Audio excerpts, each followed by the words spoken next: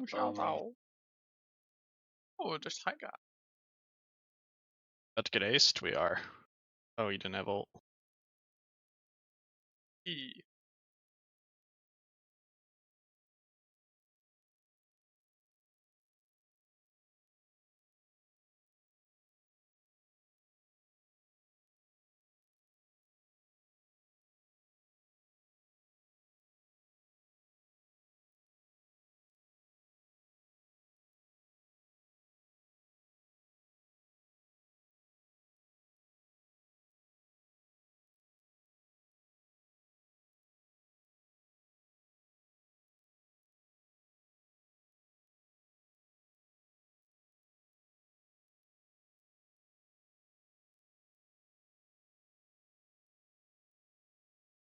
What did you win?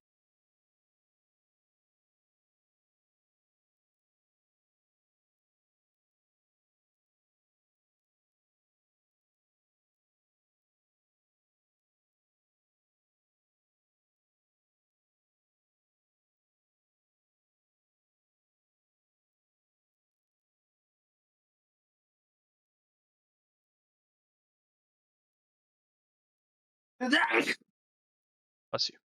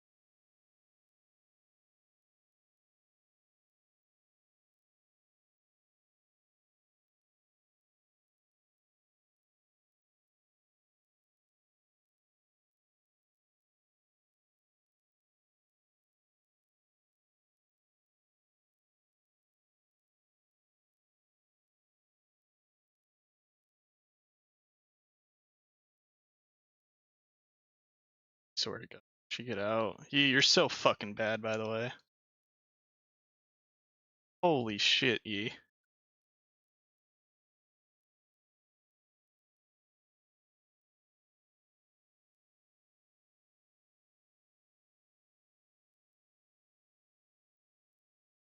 Oh. He has a stone stance. Ow. Where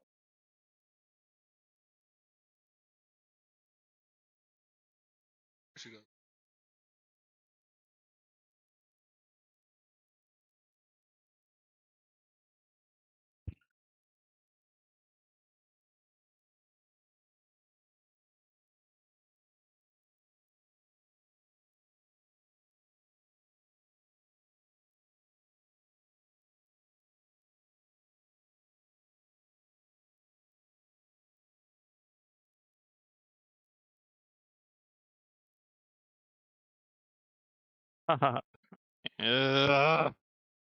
ADC.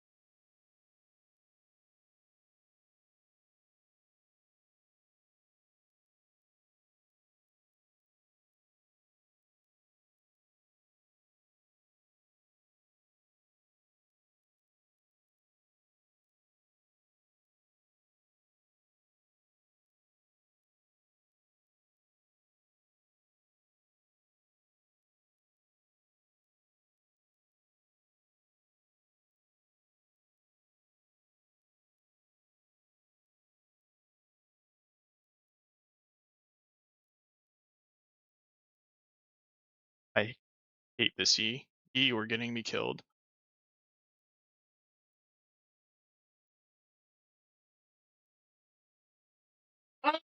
Oh.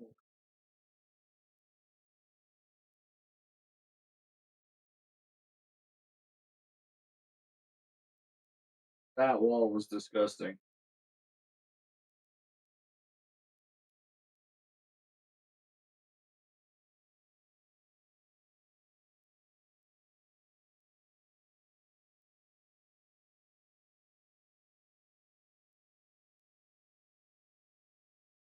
I can't say. It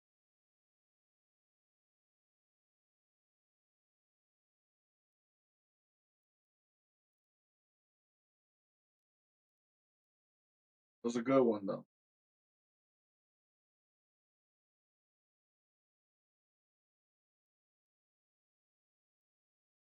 Would have been a banger.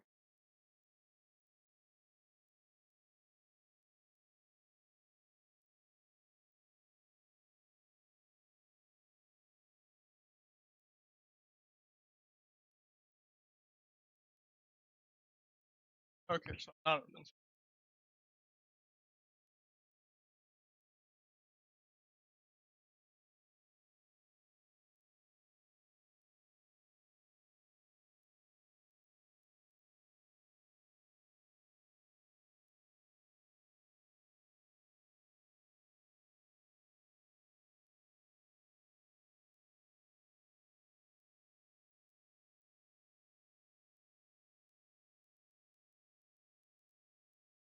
That was not smart there.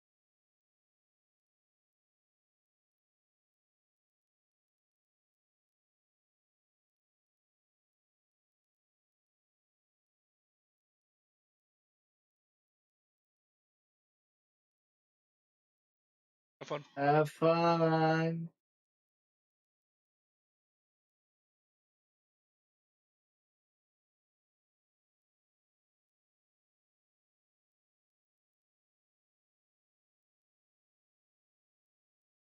Hello everybody. Sorry about that.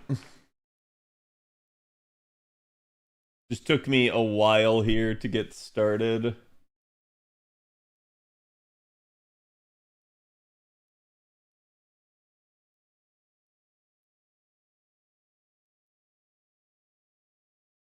But hope everyone's doing good today. Aurelia, why are you like off all the way over there? Oh, JavaScript. What is that? Uh, that's terrifying. Please don't do that again.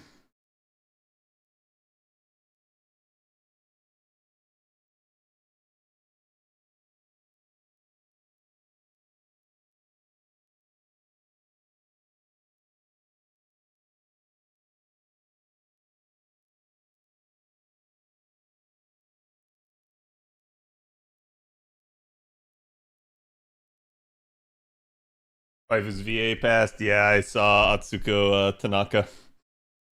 It's kind of wild because like she was not that old, right? But I mean, like I had one the other day where I think I saw it was it a content creator? I think it was somebody ended up passing away from cancer, and they were like 30 years old. They were younger than me, and I was just like, holy shit, right? Like it can happen to anyone at any time, and it's just one of those reasons that we got to just appreciate life, right? Like basically try to live a little bit more in the moment, try to enjoy every day. You understand that it can happen at any given point. Misty's VA, what was it? No, I mean she did as well, but I don't think that's who I'm thinking of. But yeah, I mean, we've had a lot of deaths here. It's kind of interesting though too, because I feel like a lot of the times, usually in the summer, we do have quite a bit, especially towards the end of summer. I don't know why that is. It's almost like people's bodies can't stand like the time of year. I don't know, right? Like I couldn't even begin to tell you. I've just noticed there's that weird sort of commonality every year. Okay.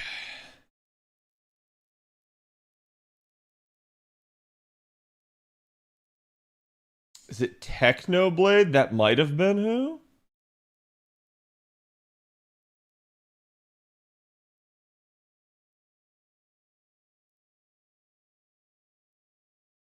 Okay, I did just get the tweet out, chat, so do me that favor, go give it some love.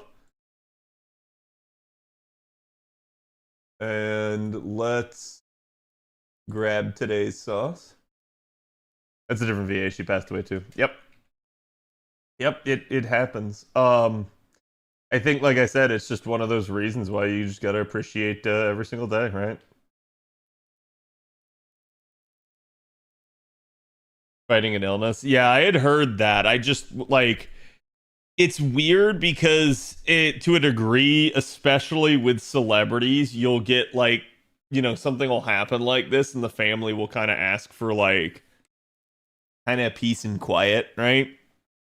Which I don't blame them. I think that's perfectly acceptable, but as a result, it's like unfortunately a lot of these circumstances you don't actually find out like what the cause was, and that's definitely a little bit like I'm not gonna say like that it's a problem. It's one of those things where it's like it kind of sucks, especially if it's someone that you were interested in and that you had knowledge of. And honestly, I'll say this: I've probably seen like more outpouring of support from the Fate community than I have really of any of the other communities with regards to her. Because even though I think a lot of people wouldn't necessarily credit her roles in Fate Grand Order and Fate in general, I think like it's pretty clear that that the VAs are a huge part of this stuff for us, and that's why like it's such an important thing. Hello, Ingorda. Hello, everybody. Okay, so let me. Where's my OBS? There it is. We get this booted up, and then we're good to go. Sorry for running a little bit behind again today. I'm gonna be real with y'all. I might not have streamed today had we not had a media share night planned, but it's just been the case that like there was really nothing going on, and I almost like felt like kind of taking it off. So I think today will just be a chill day. We'll try to like not record anything, not do anything, and we're just gonna like chill out in FGO, kind of relax and try to talk and have some media share. We did have Gamescom and the news coming out of that, which is definitely interesting. So there was some good stuff. Yeah, I did see. So I'll address that here in a second. Okay, I think we're good to go. Right here.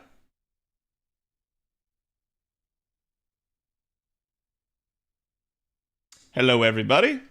Again, I hope everyone's doing good today. So, yeah, I mean, I think I'll go ahead and I'll address the elephant in the room, and that's that basically Medea, Jinky, and Carmilla's VA passed away. It just, like I said, it's a tragedy when that sort of stuff happens. We didn't really seem to know. Apparently, she had been fighting some sort of illness. We still don't know what it was. And I think that's just kind of gonna be the case. I doubt we'll actually find out in the end. But yeah, Bayonetta as well. Probably her most iconic role was actually Ghost in the Shell, right? So that's definitely like a high profile VA that I think a lot of people knew and had worked with. Suddenly up and dying is just that's gonna be impactful. Like, if for no other reason, even if you don't like look at it from her perspective, which I think you should, right? You should always strive to look at it from the actual human being's perspective. But at minimum, any project she was involved with is now going to kind of, I'm not going to say be turned upside down, but like they are going to have to find a adequate replacement, which thankfully the voice acting industry in Japan is robust, so that shouldn't be impossible by any stretch. But I'm sure to a degree there's going to be pressure on the new VA to do all of her roles justice, and that's going to be a little bit of a oof for that VA. So never forget her. She's a legend. Yep. Yeah, she was also Kaine. And then as someone in chat alleged earlier, we also had the whole Honkai Star Rail like teaser that got done in in Gamescom, and I was laughing because I was sitting there at work and I had it pulled up on the Twitch stream. And when all the Honkai stuff was going on, the entirety of the chat was just like Resident Sleeper, MiHoYo sucks, all this stuff. And then, honestly, I was really surprised because then they did the HSR X Fate Unlimited Blade Works collab, and they showed that on the screen, and all of a sudden, chat just flipped. It went like, what? Fate? What? And like everybody just kind of going crazy with it. So I had a good chuckle because it at least told me that like the brand still carries a lot of weight with it. Just because we heard Emiya doesn't mean anything. Yeah, I mean, I'm gonna mention this, chat. I said it to you guys like, you know what, like a month ago now when the news first broke. You were gonna get Emiya, and that was obvious. So it's really funny to see a lot of people being like, "Oh my god, I didn't expect this," because I'm like, really? Like we talked about this. Again, like Archer was straight up like the like favorite character of David Jiang, the like lead producer for Honkai Star Rail. He talked all about it. They teased the fact that they were going to collab when him and Nasu had the joint interview, and I'm just like, I don't know why anyone thinks it's going to be anything other than Archer, right? Like straight up. Like if there's any one thing we could guarantee was in the collab, it was Archer. And that's why, like, yeah, again, I saw plenty of people saying, oh, it's got to be Artoria. I'm like, no, it doesn't. It's going to be Archer. Artoria might be there. Other characters might be there, but Archer was the only guarantee. And we knew that because of how much it got talked about. So I don't think that's that crazy. I think you guys can expect that either somebody's going to get a skin or he's going to be in there actually. But from there, we'll just have to see how robust it is, because obviously there's been all sorts of rumors from that.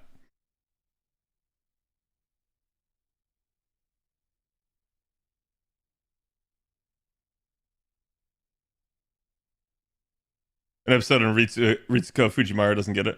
Yeah, I know Joji Nakata talked about the fact that apparently she had like last recorded for them only like 6 months ago or something, so that was an issue. Like she had been basically working this entire time still. UBW specifically, yep. Yeah, that's the other thing. Like, I think a lot of people are probably overlooking the fact that it is a collaboration, not with Fate, not with Fate Stay Night, not with FGO. It is with Fate UBW. So specifically that route, right? And that's why that's a like almost guaranteed shoo-in. So it's like, I think you'll probably see, I mean, you might see Rin. That might be another thing, but I don't think you're really going to see necessarily like the entirety of the cast, but we'll see.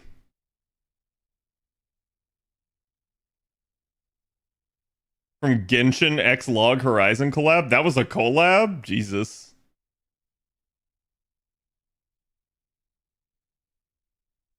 Sakura faces can stay at home.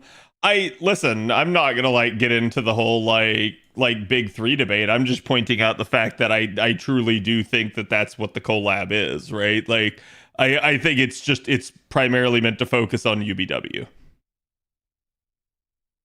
Oh, Horizon. Okay. I was gonna say, yeah, Log Horizon's a different story. You're talking about Horizon Zero Dawn, and how you guys got Aloy.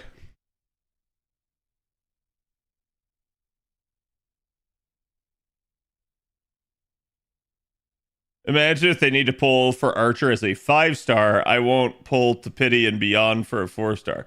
I mean, it is what it is, chat. Like, I've said it before, and it's really funny because I see a lot of people and they try to hype me up on this stuff, and it's like, look, guys, I understand you guys play the MiHoYo games. I understand, you know, some of you may play Star Rail and stuff like that. That's perfectly fine. It's just like, I can talk about this stuff, but also at the same time, like, it's not going to get me to play. Like, I don't really have the desire to. And at the same time, because of that, I'm also not somebody that gets like super excited. If anything, I'm more concerned that like Nasu might be giving away the farm here. That he might just go like, oh, hey, cool. Are you a like former FGO player that quit FGO to go play Honkai Star Rail? Cool. Now we're going to validate that by giving you all of like the Fate characters. So it's like, I don't assume that will be the case, but that's definitely like in the back of my head going like, damn. That's not good if he does. Hello, Katana. Hello, Ern.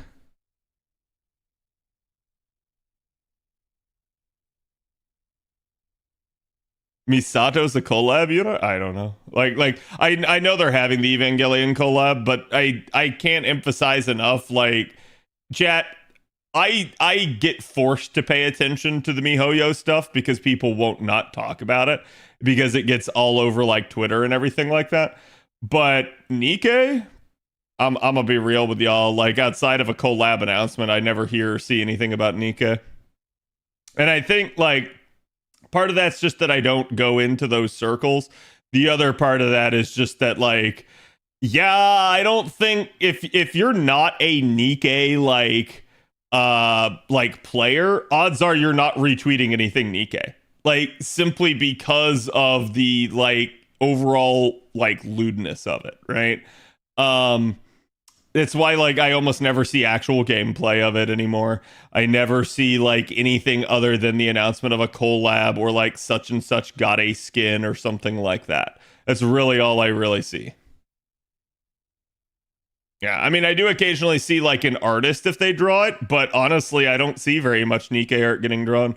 More than anything, I probably see obviously FGO like Fate stuff, which I'm just naturally going to be predisposed to given all the people I follow. But yeah, I think like from there, I probably see more like Genshin, Zenless Zone Zero, and Honkai than anything else. I do see Wuwa a ton still. Rarely ever see PGR or Azure Lane. They do show up probably about as often as something like Nikkei does. So like that's the level that it's at this point, is it's just kind of like there. And I think, well, like look, I'll say this. I don't think it's a bad strategy to try and like what's the word I'm thinking of, to try and like attract like people of that like nature. That is to say that you want, you know, hey, we're gonna sell our game based off like, you know, the concept of sexuality and everything like that, and we're gonna get people to come play it. I think that's actually something that's missing from a lot of Western games, and I think that's exactly what like a lot of like Eastern developers are capitalizing on right now, and it works. It absolutely does work. But I think there's obviously levels to that, and I think Nikkei has like crossed one of those lines where like it basically ends up being like it's not just like lewd and sexual in that regard. It's like gone to the point of like, hey, it's like simulating sex acts. Like again, I don't think you could show anybody gameplay of the game without them thinking that you're some kind of like scummy degenerate. Whereas like, you know, for something like Azure Lane or something like FGO, you probably could show them gameplay without them, like they might just think like, oh well, you're an anime fiend or something like that, but they're not going to think that like you're basically like, you know, I don't know, somebody that's like a porn addict or something. Me seeing the newer Starbreak trailers, I haven't seen some of them, but I do know that, well, like I know what Snowbreak's been up to because that kind of got covered by a couple of people. And yeah, I think like it's the same degree. It's like when you realize what your target audience is and you stick to that, there's a lot of power in that for a developer. Like I'm not going to say it's a bad strategy, right? Just that it naturally will make some people not interested in your game. But as long as you stick to your guns in that regard, you'll be fine. I think what ultimately dooms a lot of games is they go like, hey, we want to reach a bigger audience, and then we like, you know, end up caving to sort of like people that don't play the game in the first place, and that ends up wrecking the game for a lot of people.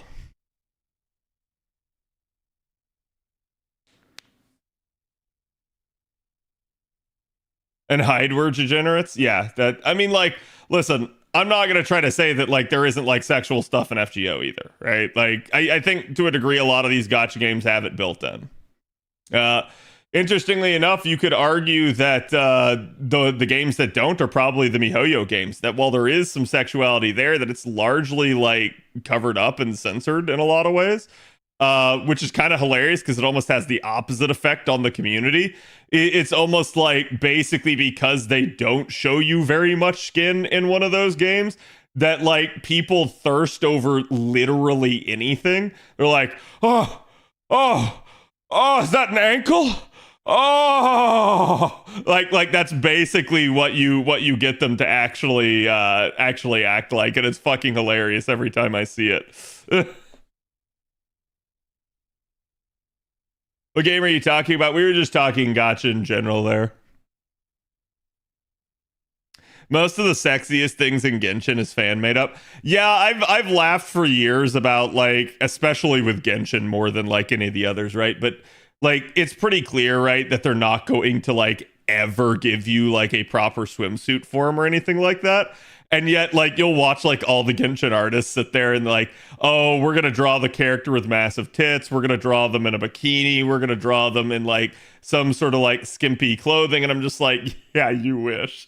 And you know, we could say that that happens with a lot of games, right? We could point to FGO and say like, do they make the characters' boobs bigger and stuff? It's like, yes, but the only difference there is that in FGO, we kind of have all of those things still. So it's more like them playing mix and match than it is them trying to like cope and reach for like something they'll never have, right? People have made their own games for DGen stuff. Oh, I'm sure.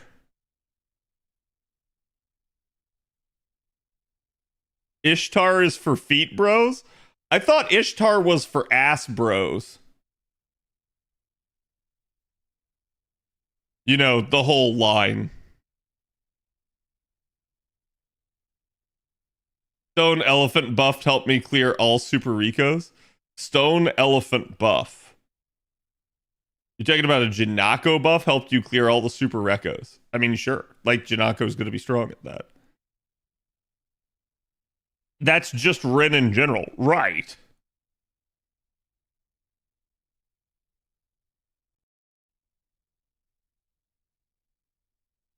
He said the cursed name. What, Janako? Janako's not a cursed name. I just don't want to say Janako while I'm rolling. And you guys know why. It's because if I say Janako while I'm rolling, we're all going to end up getting, like, absolutely sent to the rapture as I roll for, like, 3 copies of him. Here is today's artwork.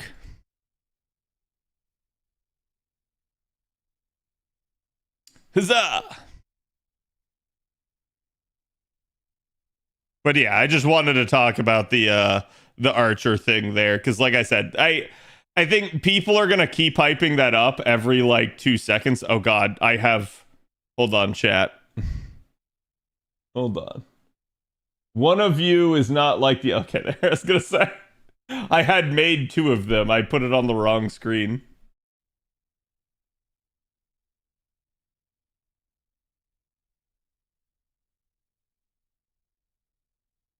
What Archer thing? Just that they had another like announcement of the collab that they're going to be having, and like it was nothing else. Still, like it's really funny because look, I'll say this, chat. I'm absolutely going to say this. Do you know why this collab is stupid?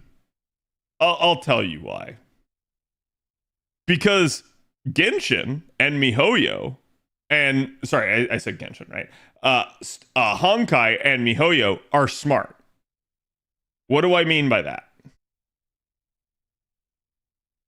They're absolutely going to milk it. They're going to milk it for all it's worth. Every single time there's a big like advertising opportunity, they're going to use that to try and pull Fate fans to them, right? And so at that point, like, it's dumb of us from the standpoint of we're basically letting like MiHoYo use Fate's brand recognition. And the reality here is it's not going to go the other way. Like, it's not going to end up bringing that many people into FGO. The only way that would be the case is if they did manage to properly do a two-way collab. But since it seems to be a one-sided collab, that will probably never happen. This is still not an ideal set of circumstances here. Let's do that. Oh, I shouldn't have done that. God damn it. I blocked out the wrong one here. This is going to get even worse. I don't want to lock these cards.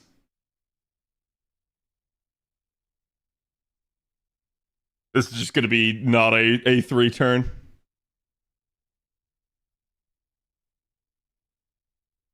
The HSRX Fate X UBW, yeah. That's what collabs are doing, and that's always how it goes. Right. And that's what I'm trying to say, is that, like, it's really stupid because it's just primarily benefiting, like, Honkai. That's the entire point. And so we have this concept with streaming, and this is how I know this goes on, right? And the concept of streaming is collaboration. It's you can collab with people. But I'll tell you exactly what I've told, like, other members of the stream team and basically other people that I know. It's okay to do a collab, but never, ever, ever do a disadvantageous collab. What does that mean? You can collab with people that you trust, with people that you know. Never, ever collab with someone that's smaller than you that you don't know, or somebody that basically has a lot to benefit from it that you're not sure what your benefit is, right? And I'm not trying to say, like, don't collab with people you should. I'm trying to say you need to know what you're getting into before you do that. And the reason why is because you'll get taken to the cleaners. You will literally have people that will just absolutely take advantage of you and use you for access to your community. It's going to be the same thing in a macro scale with companies. If they're doing a collab, they need to make sure that there's something that is mutually beneficial there for both parties, because you don't want the same thing. And I'll go ahead and say this. Anyone I have ever collabed with, you're good, chat. They're perfectly fine, and they're absolutely fantastic content creators. They're usually people that I trust, right? And that's kind of why I'm willing to collab with them. I'm willing to collab with anyone no matter the circumstances, as long as I trust them, as long as I feel like we gel well and get along together. If I don't, I am way more apprehensive about doing a collab with someone.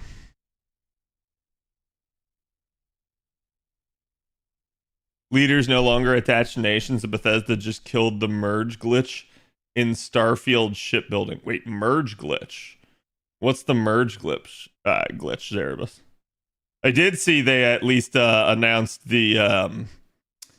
Oh my god, I'm just getting screwed on cards here. I did see they announced the first, like, land vehicle, so that was an interesting thing. Don't worry about the collab. Fate units will be power crept within a year. I'm not worried about that. Like I said, I think the only thing I'm worried about is that it just basically validifies anybody that has sour grapes over FGO and left for HSR, right? Because fuck those people.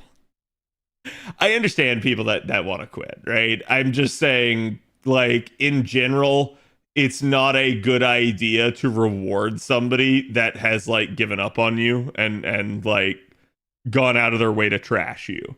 And that's kind of the issue I have with a lot of the MiHoYo fandom in that regard. I don't mind people playing their games. I don't mind people being fans of them and stuff like that. That's perfectly fine, so long as they can be, like, a good person in that regard. But I see plenty of people that are like, oh, the second I get the opportunity to dunk, I'm a dunk. Why would I play FGO? I can play Fate and HSR crowd. Exactly.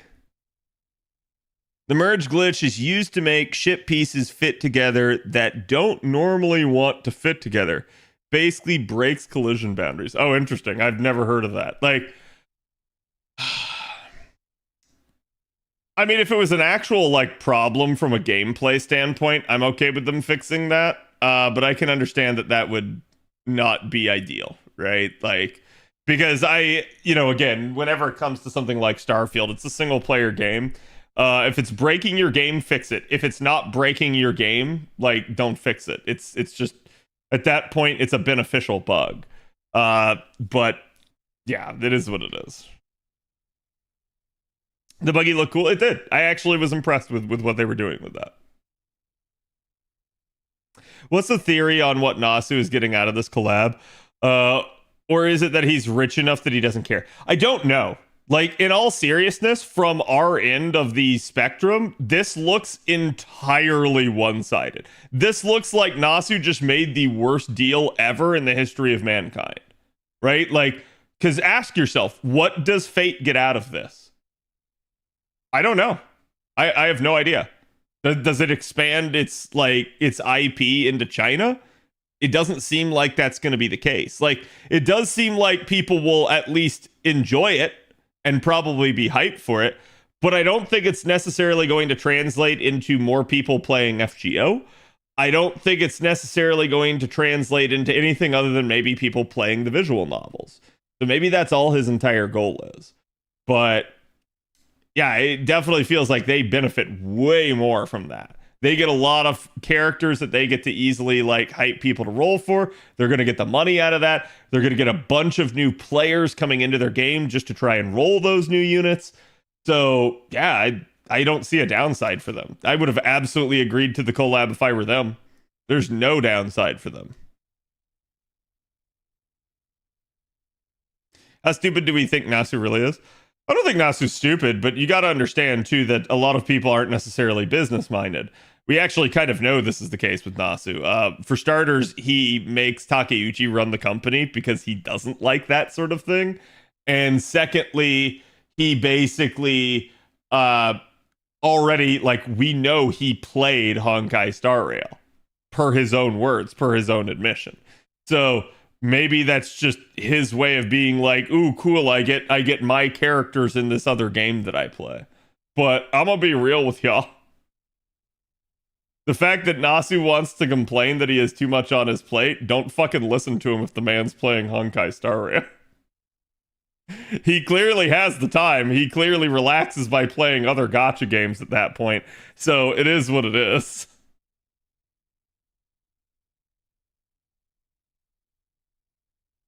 Right, we were doing this. Bottom assassin is the current one. Yep. That's all I was trying to remember is like, where was I actually in all of this? I've still been doing just kind of like the points. I'm not really sure if I should be doing something else in that regard. You know what? Screw it. We're just going to start using Oberon again because it's probably better if I do. Well, doesn't need to be Oberon. Who could we use in place of Oberon? Your time is now. Get in there, old man.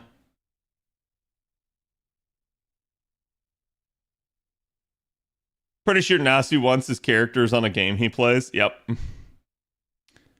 Didn't he have the time to take like a month off to play Dark Souls? He didn't have a month. He had like, I think like a week and a half or something. Like, he did not have a lot of time at all. But I do understand that like the man has to be allowed to live, right? Like it's not a oh, well, we can't just sit here and assume that he has to like have and do everything, right? So I do understand what they were going for in that regard. I don't know. Like, he can play Honkai Star Rail all he wants, but if he's gonna do that, I don't really want to hear him bitching that like this is taking up too much of his time.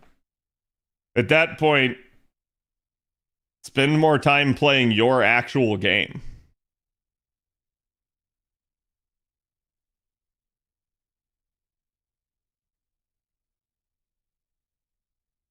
Everyone has annual leaves even in Japan. Yep. Yeah, it's a thing. Like, and that's why I suspect that they always try to do a big event for Golden Week, because they probably prep ahead of time. And then their idea is like, hey, let's get this out of here.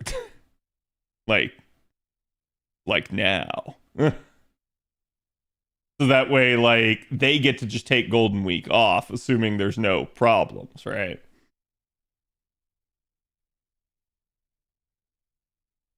I'd love to have my characters in a game I like. Oh yeah, like I said, I understand why he would make that deal. I just don't know what we actually get out of it, other than like him being able to pat himself on the back, right? It's just a we'll find out down the line, right?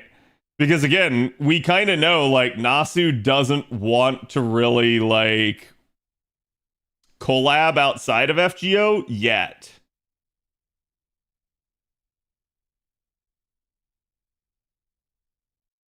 Don't have enough charge. Should have used Oberon. Well, we can at least kill the crap out of Sanson. Oh wait, I didn't need that because I actually will get the charge from Kalinskaya. Okay. And then boom goes the dynamite. Yeah, you guys can see because I'm trying to 6-slot, I'm basically just not taking a perfect 3-turn. It results in 4 turns. I just don't care. I'm just kind of hyper fixating my bunny because again, we kind of had those changes. We know we're going to be getting extra coins for the bond. The devs seemingly are pushing us in that direction. And this is a summer event where she gets damage bonus and she gets bond bonus. That's kind of why I'm running her at this point.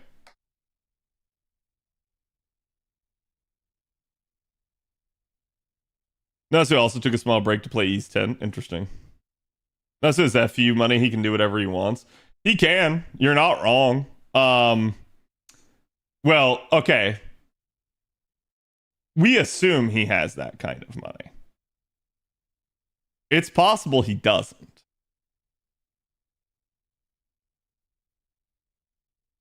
At this point, I don't think coins or bond 15 will be fixed ever. Listen, chat, everyone's gonna get on to me, but like I have been the optimist for like 3 to 4 years now since coins came out.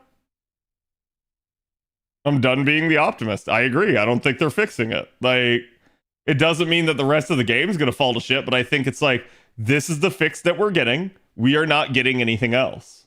That's it. Like, that's just what I assume is going to be the case from now on.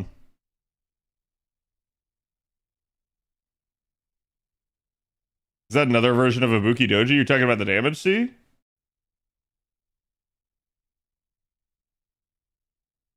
I might have been able to crit that out, but maybe we go for it.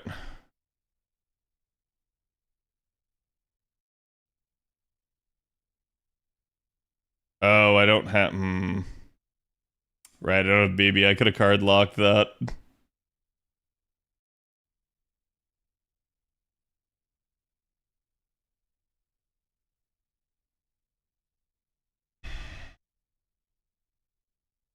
It's just not likely to occur.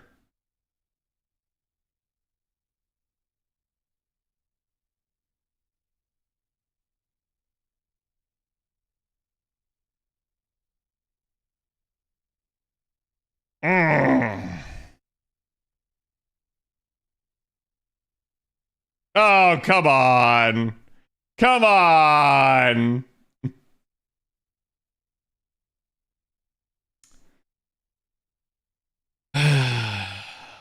I shouldn't have gone for it, and I knew it. LB7 Part 1 December, Part 2 sometime January 31st. LB7 Part 1 is going to be like at Christmas, pretty much. Like, we don't get any banners for the first part, and that's something that I think a lot of people like don't seem to understand because it's such a weird structure. Will you do the Lost Belt for Recollection hard mode? I don't know, in all honesty. Like, I kind of don't want to. I kind of don't care. And so that's where it's like, I already did them all on JP. I did them all with an account that was worse. The only benefit my NA account's going to get is the extra bond. And it's literally just like what the teapot does for you is the teapot doubles the amount of bond you get in a node.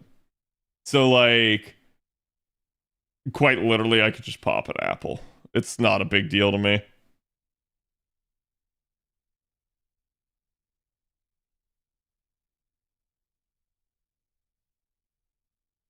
So I'm thinking no, but Ultra Arjuna on Super Rekko is an absolute nightmare. You just have to have some way to basically mitigate them. That's really all it is. Are they gonna copy a Dobrinyan? Super cute. Happy she's dismounted in this 4. Yeah, I mean, it's really funny because we have all of these mounted units in the game at this point, and then like the summer version is invariably like unmounted. And I find that kind of funny because like the devs know what they're doing. They know exactly how to like change the appeal of that character. Invincible Comp go Burr. Yeah, Invincible Comp screws Arjuna pretty hard because like 1, it wasn't around when he was out, and 2, it like he doesn't have AoE attacks, and it's usually either buff stripping or AoE is what's really needed to fuck up with the Invincible Comp. So that's where like he's definitely doing a good job. Okay, we're just gonna NP this wave because we didn't get the actual cards here. It's actually better. Critting down the second wave is usually better for Bunny.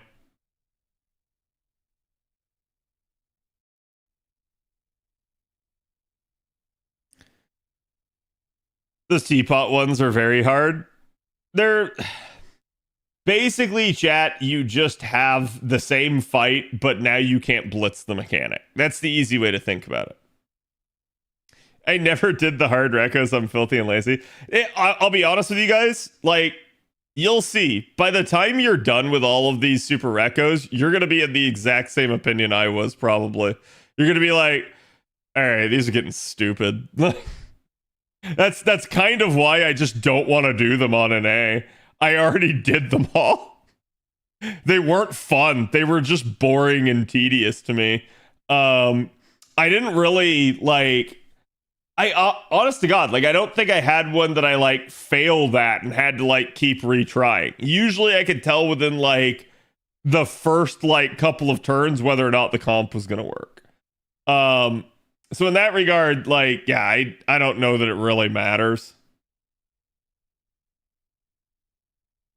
Could I crit this?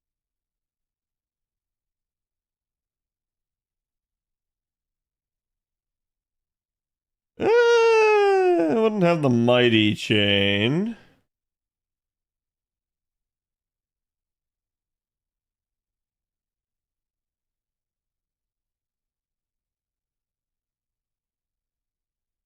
Come on, Waver, I believe in you. Oh, wait, no, he doesn't have crit damage.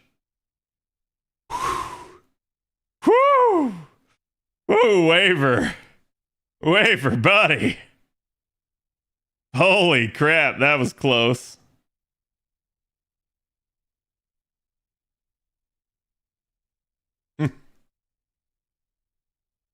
Castoria is already OP, but if they ever buff her and P, do you think they'd ever give her debuff immunity stacks? No.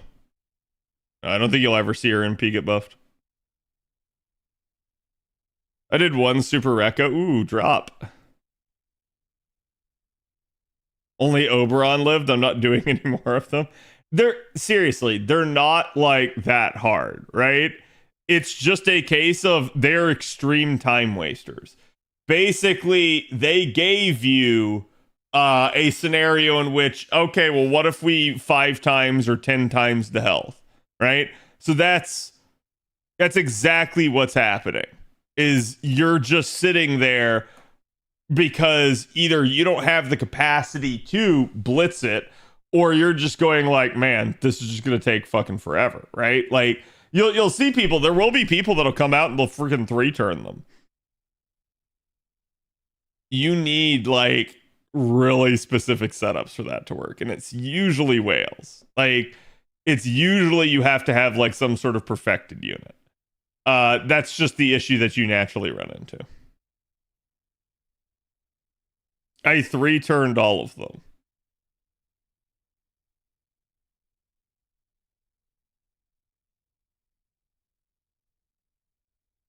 I'm actually impressed by that.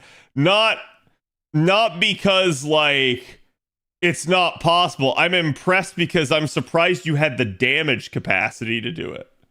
Because I know you're not aware. Well, not like at least to that extent, right?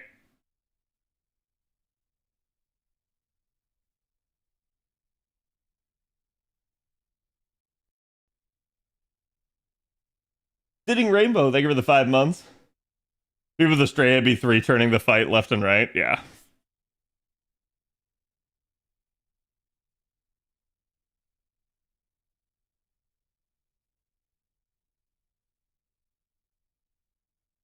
Looks at my NP5 Estrella right now. There were only 2 super echoes I couldn't min turn. Oh wait, that doesn't mean you 3-turned all of them then. That's exactly what I was referring to.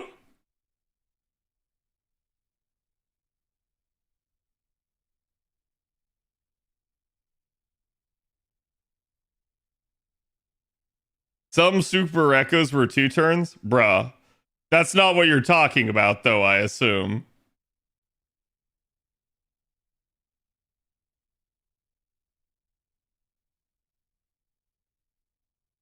How was that event? JP event's just slow. There's like, we're getting like trickle fed, right? There's not really much to say about it. It's just kind of like you do 40 AP until you're at like the next bonus point. The next bonus point unlocks every day. Then you have a bunch of 5 AP missions. I assume there's quite a bit of story here, but like me not reading the story, yeah, it is what it is.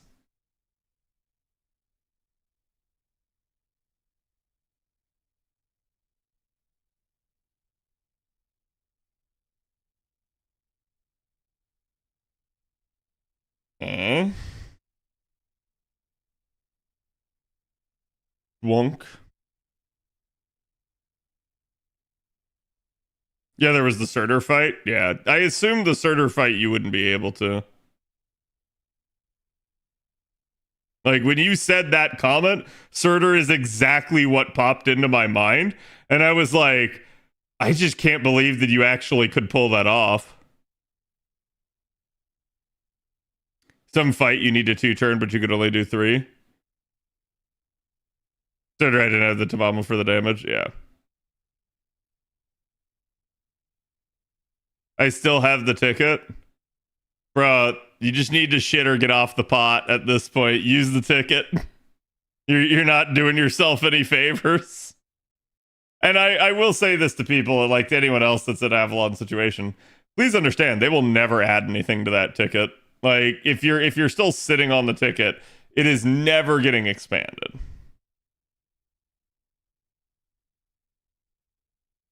I used Balbon to solo Surtur. That's what I did on JP, and it worked out. Like, it was a little bit tedious, I think, at the first bar break, but after that, it just very much gets, like, easy but boring.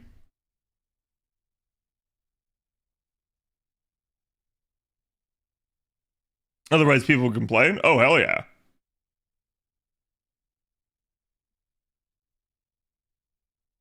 It's now NP4 Artoria versus Tamamo? Wait, like getting a 4th copy of Artoria versus getting a singular Tamamo? Listen, I love Artoria, but you know the answer to that. I threatened to quit JP and the game gave me Seal. On one hand, cool, I got Seal. On the other hand, I actually wanted to quit JP because CBA doing both NA, I don't know what CBA is, can't be asked doing both NA and JP. And would rather play on the server where I can read the story even if it's behind tiers. Yeah, that's the way I've been, and it's really funny because you see a bunch of JP bros just don't understand that, and they basically sit there and go like, "Well, it's the superior server, and you get everything right away." I'm like, all right, listen, I'm not somebody that like is gonna denigrate anyone for either server that they play, but if you're gonna talk like that, then I'm gonna throw out the fact that you're also the beta server. So it is what it is, right? Like, I don't believe that either server has that much of an advantage over the other server. They're both fun, but yeah, it's like if we're gonna be like little asshats about everything, we can absolutely start trading barbs. I like my clairvoyance. Yep. I like, it's one of the things that I prefer about an A2 because it does kind of save me money. There have been plenty of units that like I'll give you guys an example. Semiramis, right? Like Semiramis was a unit where I was like, I kind of like the design of Semiramis. I'll put her on my list and I'll roll for her. And like 2 years later, when she finally came to an A, I was like, I ain't rolling her. There's no real reason to roll her. And I actually abstained. So it allows me to focus more what I'm doing and say like, hey, yeah, no, I actually need this versus like, no, I don't need this at all. And it just is what it is. I do have some missions that I need to get done here. 3 pieces or monuments of writers. I should probably pay attention to what day that is.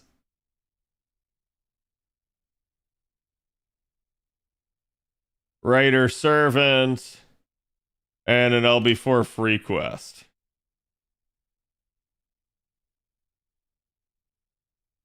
Three times. Writer is today. Sweet.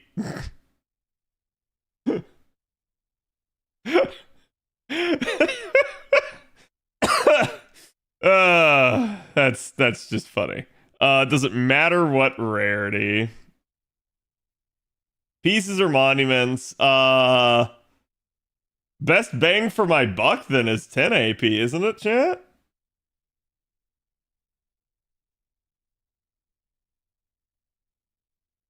$20? Okay.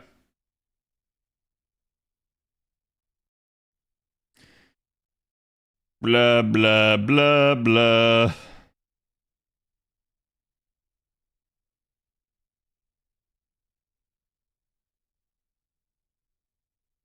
Do I want a 3-turn with an assassin? Hey, chat. Let's use Samira.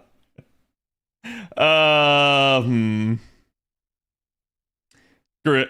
I like using gray.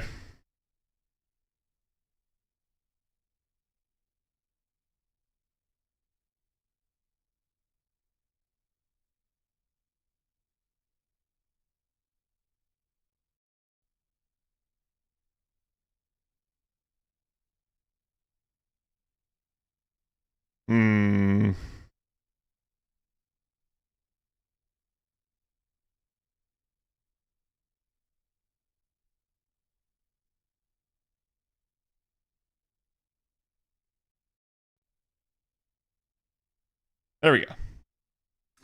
Ushi loop? I could have. Every day is writer day for the next week or so? Oh, okay. I was gonna say. Like, it's one of those deals where I'm like, did I just get ridiculously lucky? I don't know.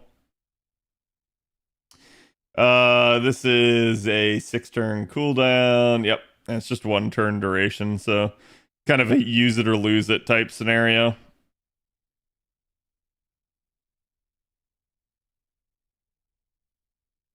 With the double XA rolls, hope you get the last Black Grail too. That would be wonderful.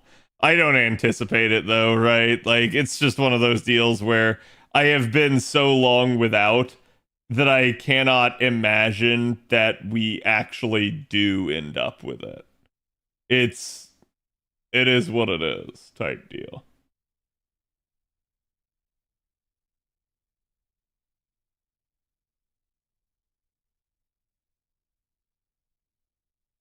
I remember I was here when 2K scope. Yep. Yeah, I think a lot of people assume that like you'll get like MLB eventually playing on the servers. The loot pool is so damn wide now, there is no guarantee. Like, and again, I've had people that like all they do is get Black Grail drops. They can't get a K-scope to save their life, and vice versa. So it's like it just happens. Hello, Snooze. My day is good. Sorry, I just saw your comment. MLB and Black Grail takes forever. There's so many different options, and especially if you're free to play. I think this is something a lot of people don't get. If you're free to play, you do not roll very many times a year. Like, you do, but it's not I roll every banner. Or if you do roll every banner, it's, okay, I threw in my, like, 60 courts. It's not, okay, I threw in my 600 courts. Like, that's the issue that you run into is when you're free to play, the quantity and frequency of your rolls just goes way down compared to somebody that's a whale. 3 years, 2 black grails, 1 from the Annie. Yeah, I mean, like, again, I had like, I think I started JP with a K-scope because my initial rolls, I started out with a Quartz account, and my initial rolls got me a K-scope. And it was like, wow, I knew immediately when that happened just how lucky I was. But then, like, within those first 2 years, I basically saw two black grails. After that, it's been 4 years since I had seen a black grail. Just is what it is. Wait, I needed to put a writer in my team.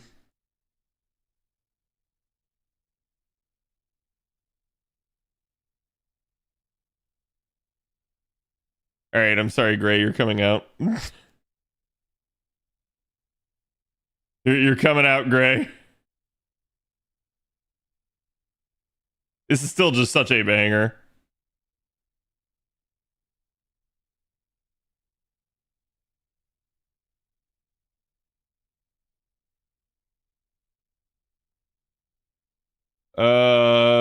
No, it doesn't work. It has to be double Oberon. Ivan Ivanovich. I can't exceed party cost limitations.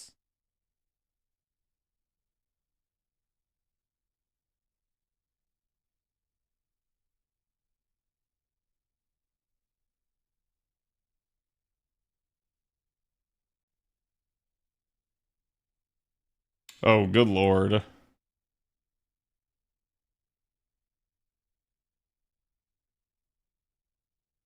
That'll work. Is that the Buster one? That'd also work. We'll use this one though. Probably also favorite one of each of those because they're usually my 2 most used 4-star Cs. I do occasionally step down because what these Cs do is they're not like as good as cranking or anything, but they actually do allow you to have this like, okay, so I cut down a little bit on the damage that I probably won't need because I'm basically going to allow myself to continue to bond the back line as well. Say anything on the Wukong game?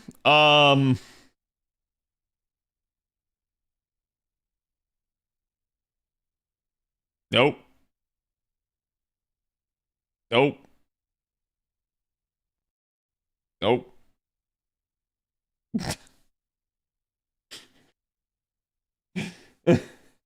To be fair, chat, I did tell you guys we were going to be playing it this week, but we had media share night to do, and I was like, well, let's do that, right? Plus, I'm gonna be real with y'all for a second here. Do you want to know the most amazing thing about Black Myth Wukong, aka BMW? I'll tell you right now.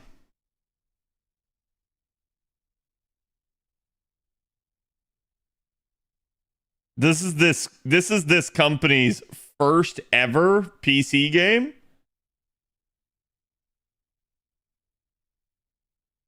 And the port is good.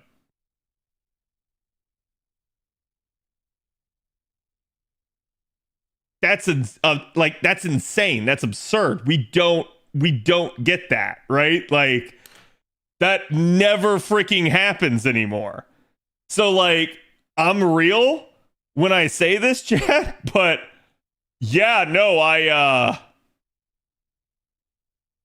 purposely built in this extra day where we wouldn't play Black Myth Wukong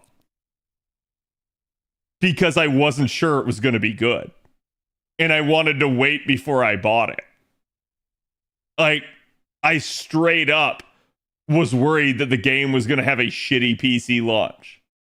Isn't it native PC? It may be. Either way, chat, it doesn't matter. I don't care if it's native PC. If it's your first game, there are so many games that run terribly on PC nowadays. And it's for no other reason than the developer did not optimize it, right? Like somehow, some way, they forgot to optimize an entire like vast swath of like graphics cards and processors and as a result, the game just runs like poop. Right?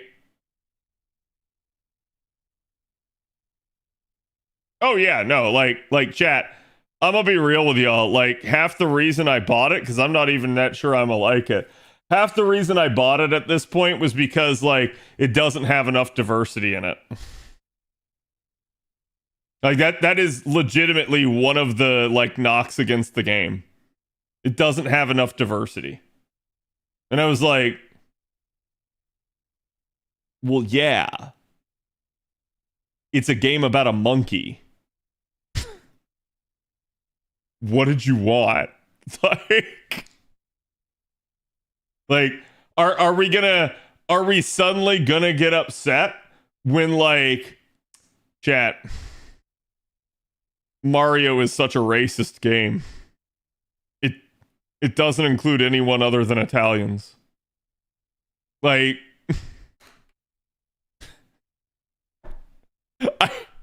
I just like I don't know what they want at this point as far as like I think, and I swear to God, it's like basically just if you don't toe the line, if you don't bend over backwards for them, your game is trash, and we're going to treat it as such.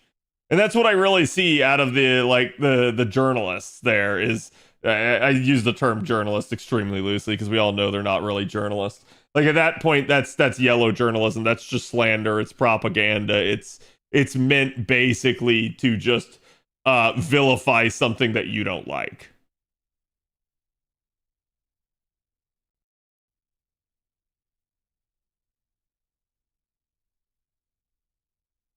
Where's the reptile representation? Yeah. I don't know what they're on about. I've seen a bunch of diverse animals in it, right? Like, there's some just really stupid points that people have tried to make about the game because they don't like it. Listen, chat. I'm gonna be real with y'all. I'm not the biggest fan of like Chinese developers, but not because they don't make good games. I'm not the biggest fan of Chinese developers because most of my experience with them has been gacha games, where they absolutely milk the ever-loving piss out of it in the most sadistic ways they possibly can. That's why I don't like them. But if you're a Chinese developer and you make a good game that's like microtransaction free, what do I care? It's a good game. That's the truth of the matter. If a game is good, a game is good. And no amount of bullshit propaganda is going to stop people from playing it. That's the truth at its basest, right? Like, it is what it is, but I think a lot of people are just kind of sick and tired of this crap at this point. People just want to play a game and they just want to have fun. They don't want to be told what they can and can't like. They don't want to be like sat there and preached to about how they're not allowed to like play it. They're not allowed to like it because it didn't do like this one thing to appease this one party. We just want to return to monkey. Exactly. Return to monkey. Turn brain off. Have big stick beat with stick. That simple. Cat finally agrees. I've been saying Mario's racist for years. No! I played right into their hands. Estrella kind of wrecks Arjuna. Yep. I mean, she should, right? Like, Arjuna is both good and evil. So anything that's evil, and given the fact that she's a ruler, so she's not normally effective against those sorts of targets. So now all of a sudden she is. Yeah. Very much enjoying Wukong. So chat, is it true? Because I've heard a lot of people say that it plays less like Dark Souls and more like God of War.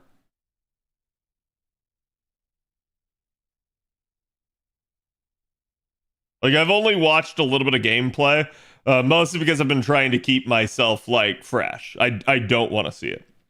Are you a Civ person? Oh, that is a loaded question. So, back when I, like, first got into a lot of strategy games, Civ was my jam. I played a ton of Civ 5. I got introduced to it by way of a classmate of mine who used to DJ in Civ 4. And when Civ 5 came out, I was like, okay, I'll pick it up. And I played the shit out of it and I loved it. But eventually I got to the point where I was just like, this game's stupid because its like truest form macro strategy is and y'all will know this if you're Civ players from back in the day. Called Rexing, rapid expansion, right? Where all you did is spam cities every like optimal number of tiles away, and you just basically carpeted the entire map in your cities. And that became a really, really stupid thing. But no, I didn't get to see the gameplay trailer for Civ 7 yet. I did see at least some pictures. I was not impressed by the pictures, mostly because the pictures make the graphics quality look like almost like you're playing Command and Conquer Generals back in the day. Like it doesn't look like it's very high tech. I understand it needs to run on a fairly like computationally heavy like setup, but I don't know. I think those games for me always are like they live and die by the nuts and bolts. You did a Europe, yes. Like they live and die by the nuts and bolts. Usually, my biggest issue with the Civ games, the diplomacy in Civ games is just terrible, and there's nothing you can really do with it. Like the diplomacy victory, especially in the past, amounted to you going around and basically just saying like, "Hey, I'm just gonna end up like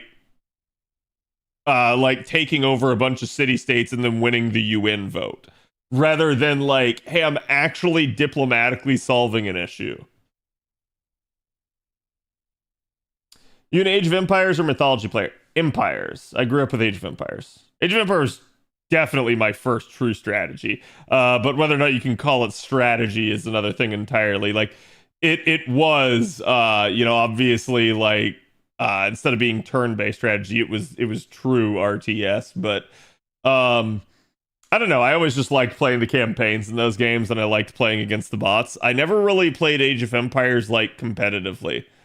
Oh shit, I just popped that. Well, that's gonna be an interesting thing. Gandhi knows diplomacy needs big guns. Yes. Peace through mutual destruction of arms.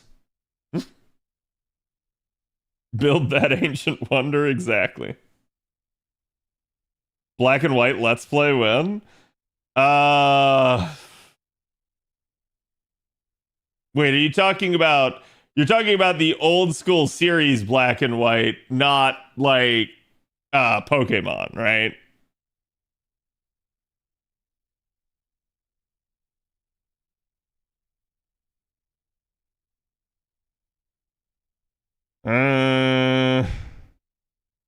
We're gonna pop that. It's not gonna help me any, but Koyenskaya, go. Your people need you. Because Big Boy there is going to take that out. There we go. It still worked. Thank God we're doing such a garbage node. Yes, the God one. Yeah, I've never played it. I wouldn't mind going back and playing old school stuff like that, but there has to be enough like people that would actually want to see it. Because otherwise, like, I shit you not, chat. I think I'm at this point where like enough people don't want to watch me play like variety content that it's partly why like I have not been streaming as much variety content. It's like I just take the weekend off and stream it myself, or well, not stream it myself, but like I might stream it to like VIP or like just sit there and like chill out and like have some fun and relax, because then like I don't have to be on stream. I can basically like handle any chores or any sort of like issues that arise like on my own and not have to feel like I can't just like that I'm tethered and that I have to like drop everything in order to do them.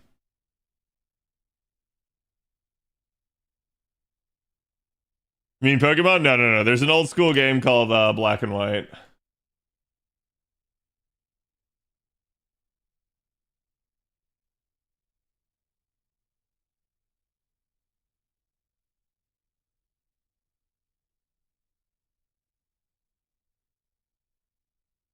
I'm just double checking here to make sure I don't show you guys like porn somehow. Y'all know what I mean when I show you guys like basically Google search, right? It's never safe. But yeah, it was an old it was an RTS, wasn't it, chat? Like I said, I never played it though. Ever played any of the Dawn of War games? No, I have not, but my buddy Steve has. Hello, Fox. Do you want to try a 3-turn your rail kill for Super Recollection Janao?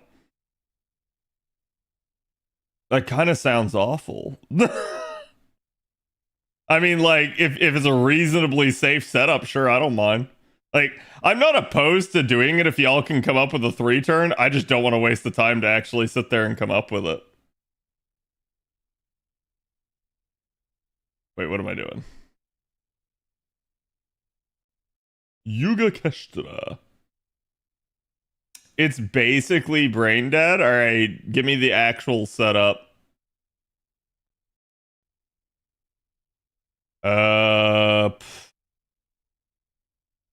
Yeah, it's got to be this. Is what I got to run.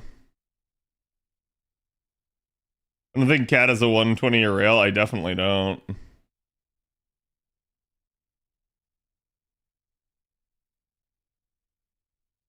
What is this node? Yeah, it's this one.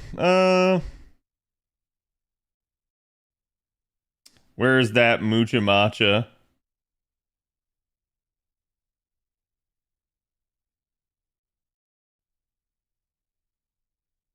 I don't remember if I required double Castoria to run this. I might, and that's what I'm worried about. I certainly don't require more.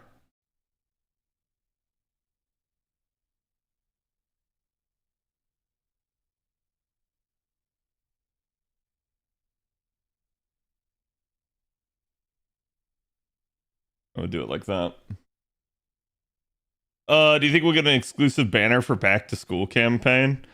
I don't know, because like what they're probably going to do is they're probably going to turn something like the Melty Blood like banner into that, but we'll see, because we already kind of got like a Saber raid up, so I'm not entirely sure. Wait, did we get a Saber raid up with the Fate Stay Night campaign? Or did we not? I feel like we did, but Melty Blood banner, you say? Yes. Because, like, I don't think you're actually going to get a Melty Blood campaign. I think they'll just say no, right? And so they might replace that. We got a Saber raid up? Okay. Yeah, that's why I'm assuming that.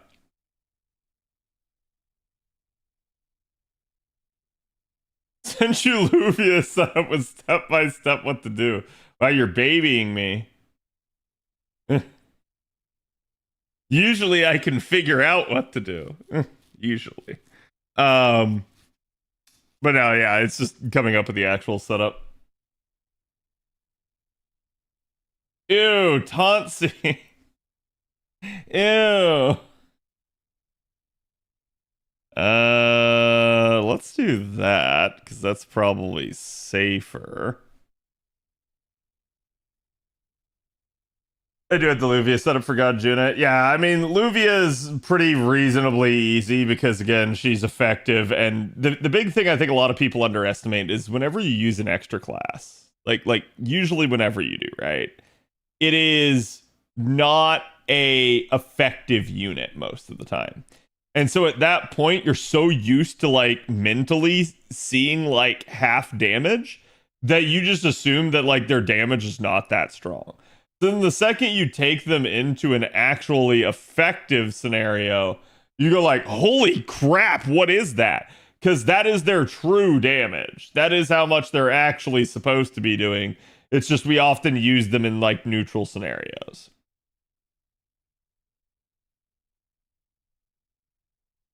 For Janelle, yeah.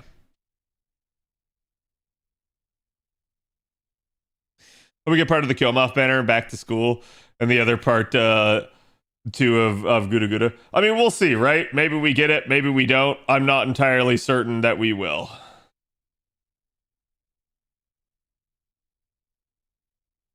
Okay, chat, you want me to try the 3-turn God Juna. Okay, that's the Nezha one. Is it over here? That's God Juna. So it's Super Reco, God, Juna. Avalon, what the hell is that 10 10 10? Do you have a pins on any of this?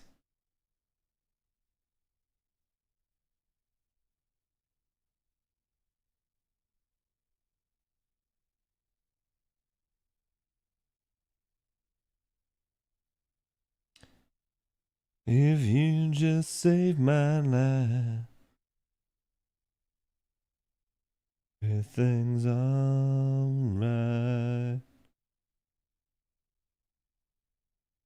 What the?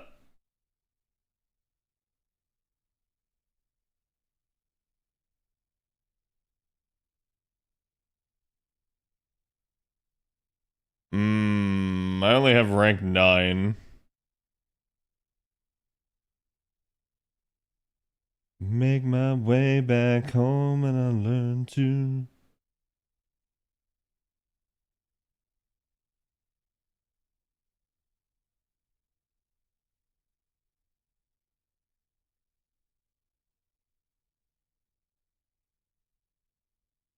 Oh, where's my outrage?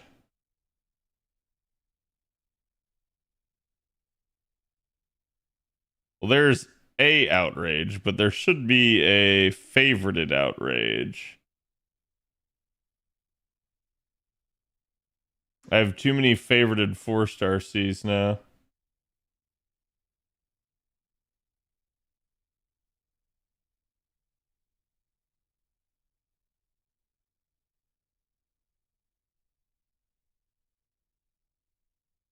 Well, there's that. Gonna favorite it.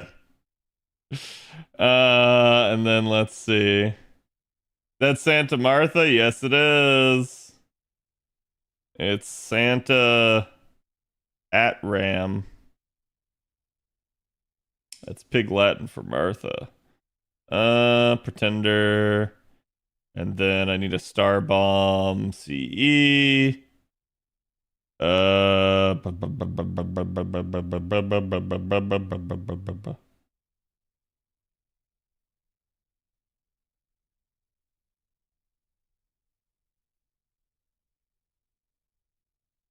Let's Star Bomb. No, stars per turn.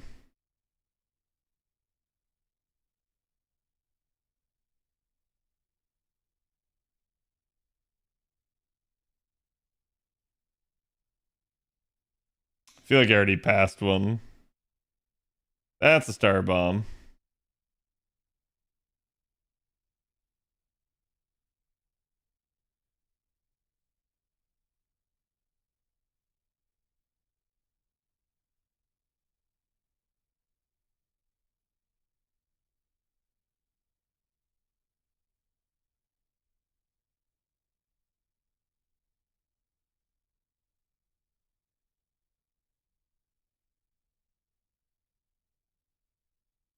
Wait, what am I missing?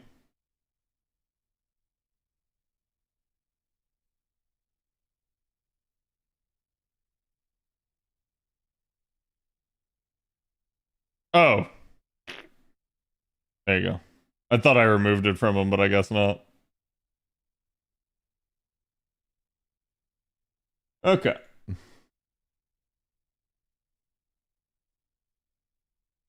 All right, let's try. I'm not gonna pay attention. I'm gonna let Avalon dictate literally everything here. So if this fails, it's Avalon's fault, chat.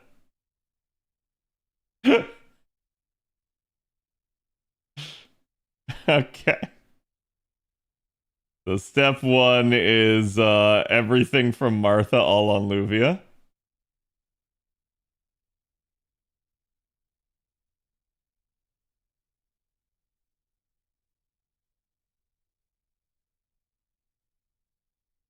You want a Luvia Arts card for turn 1 refund? You're gonna make me redo this? This isn't brainless. There's no Luvia Arts card. It's the only thing. You just wasted 5 AP.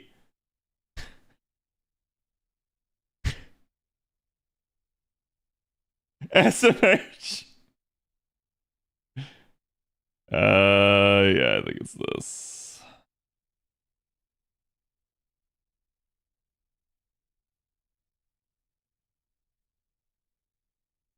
Baited indeed.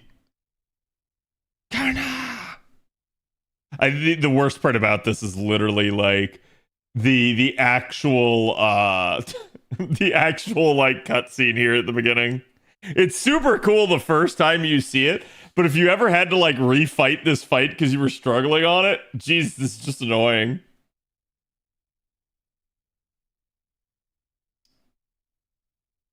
We'll have to repay 5 AP now. Yep. That's 5 more servant analysis.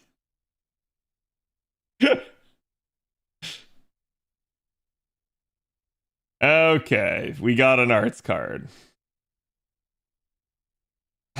So, everything from Martha on Luvia.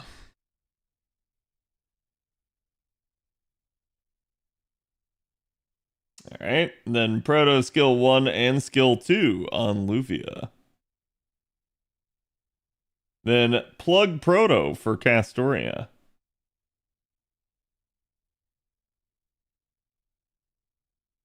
Castoria, all on Luvia.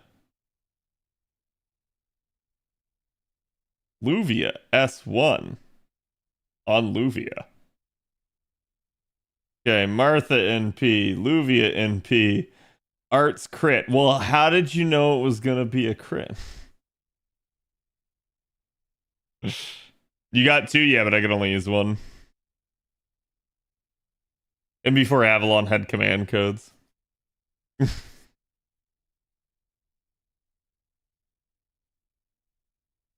This is still a hefty amount with his damage resistance, so I'm not gonna be like surprised when she does it, but like, goddamn. Yep, that's still a spicy amount. Alright, turn 2, Castoria NP, Luvia NP.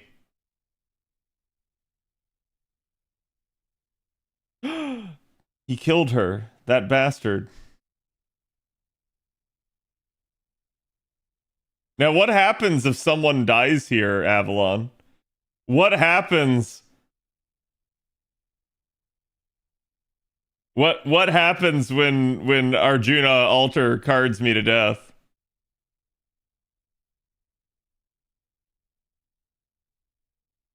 You'll be fine.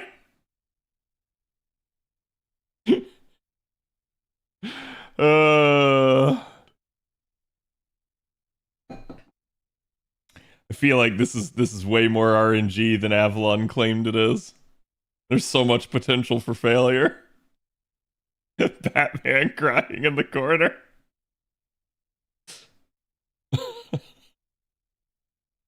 I think I've seen a 3-turn involving Urael. Yeah. Was used on Castoria to taunt. That's clever and terrifying at the same time. All right. What was that, Avalon? What was that? I'll be fine.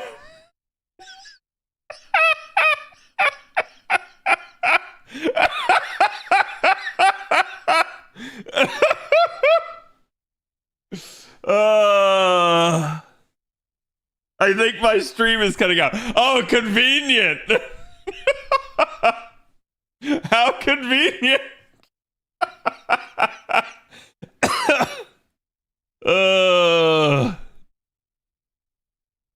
All right, let's see. I mean, I could probably use the middle skill, but okay, she actually has taken some damage from Black Grail, so that will register a health change. You get a free pass for that one specific turn, but we might have a different seed here, or the same. You could probably just Q Castoria NP after Luvia. Maybe that's a hefty NP like value there, because remember mine's MP5, so let's see how much she kills by.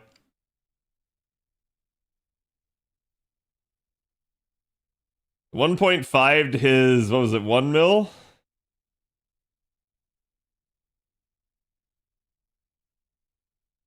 Like low key, he actually needs to hit Estrella.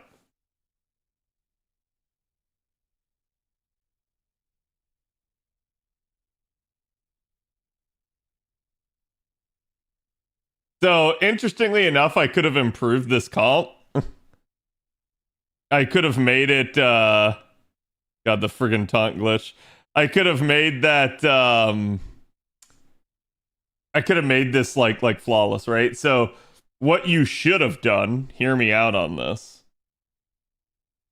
What you should have done is you should have had Castoria on the front line so that she would have gotten the overcharge buff from Proto, and then you should have plugged Proto for Martha, and then you would have been perfectly fine. Because that overcharge buff on Castoria would have gotten you the second stack, so then people wouldn't have gotten carded to death on this turn.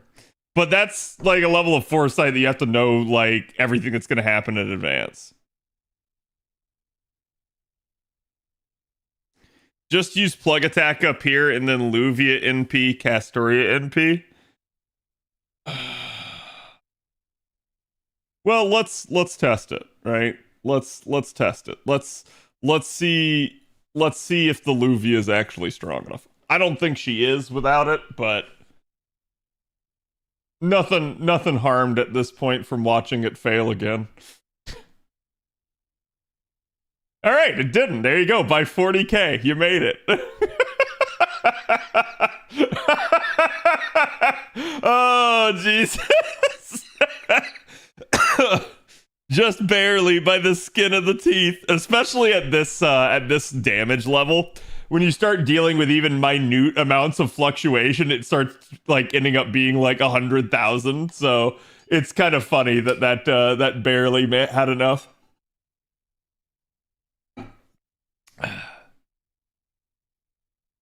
Okay, now everybody has at least one hit, and before he double focuses Oberon. Okay, he didn't. Oh, that's right. He only gets 2 actions in this, doesn't he? Okay, so now turn 3, it's everything on Luvia.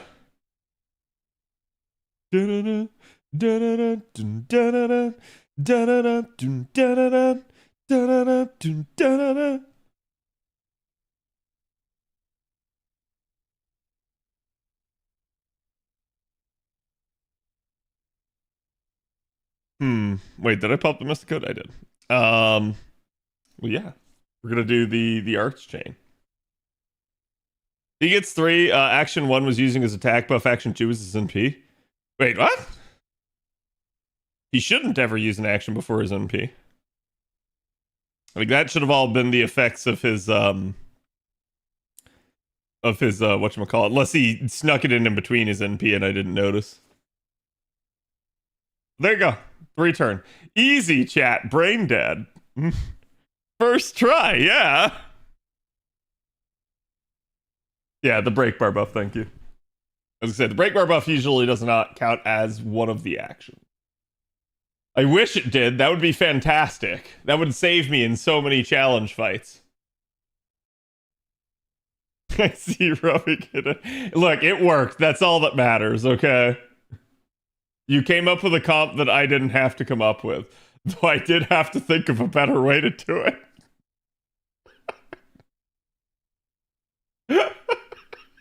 It still just makes me chuckle is all. That's the only reason why.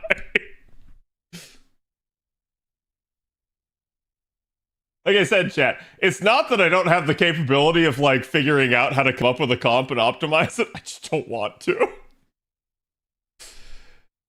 I ain't doing the tree fight. Fuck that tree fight. That thing's annoying. I suspect it would largely be very much the same. Trying to 3-turn it with basically brute force. It's fine, I did a new seed. Nah, it's all good, right? Like, because that's one of those deals where, like, if he had hit your Luvia probably tanked the hit, because she had defense up and everything, and, well, I mean, she's a ruler, but that ain't helping against him, so it just is what it is, right? Oh, come on! 1 AP, really? The sins. The sins of the past. That's the easiest to 3-turn. The tree was the threat to humanity, so Castoria.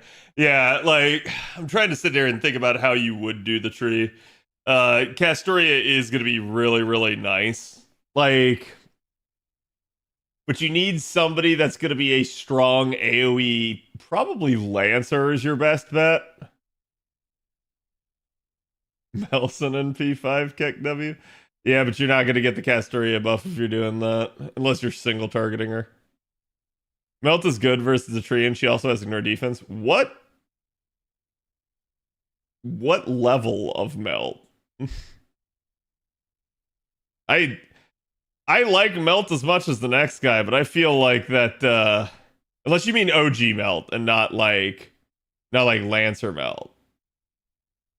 But yeah, it's like I feel like as much as I like OG Lancer melt, I feel like she would struggle damage wise.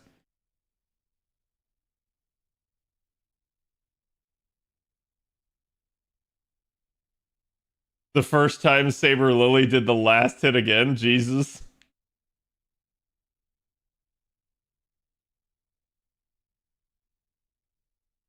NP5 normal one can do it, but I used Leah's 120 was safer that way. That's exactly why I don't trust that. You tell me NP5 level like 80 can do that. Maybe with perfect RNG. Like, I don't want to get stuck in that. I use Lancer Ryoma, but he's NP3 level 100 on my end. Yeah, having a really good, like, Arts AoE is super nice for a situation like that. Wouldn't Vitra work?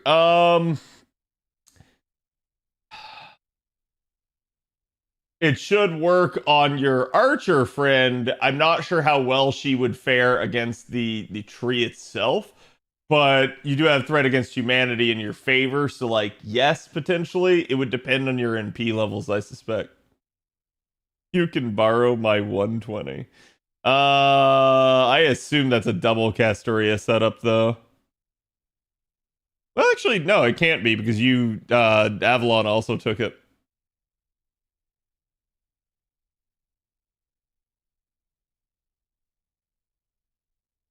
Yeah.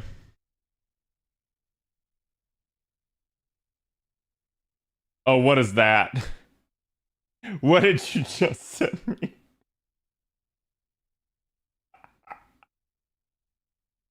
Oh no. Not steps, just setup.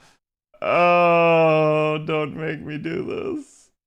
Don't make me do this, chat. Let's see. So, age, do you have your 120 up? I assume it's a Black Grail comp, because otherwise I don't see how the heck that works. Wait, that's archers.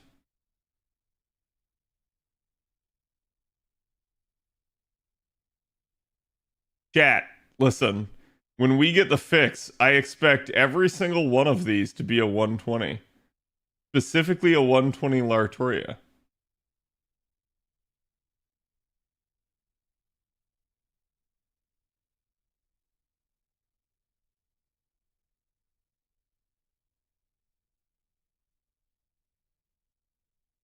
I only have 100 Bradamante in P1. I might just pass this one.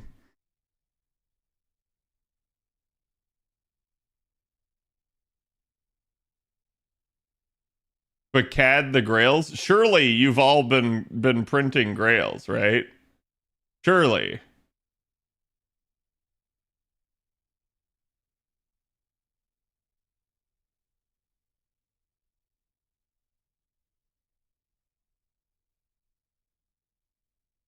It also is CAD's favorite Lancer, Anning.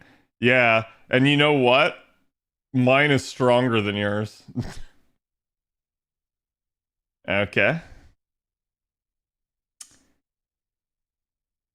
So swoop like that.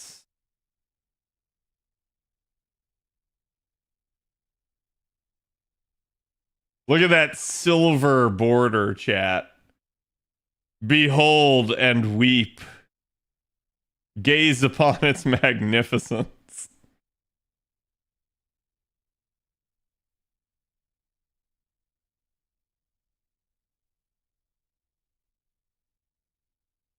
Yeah, and chat, you'll wonder why I don't use the filters. Generally, I can find the CE faster than I can go in, turn the filter on, and go back in and turn it off. But clearly I'm getting screwed on this one, so we're going to turn it on.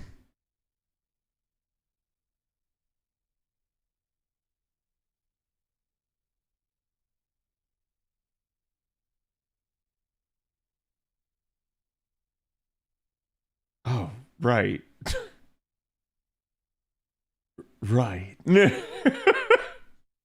I don't know why I keep forgetting Golden catches the carp.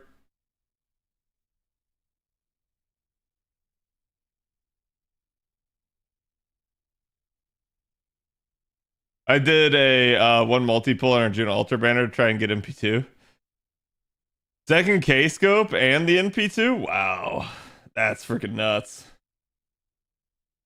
Okay, so there, like that. Oh, really? Bonsi. Well, someone's getting spicy now, aren't we?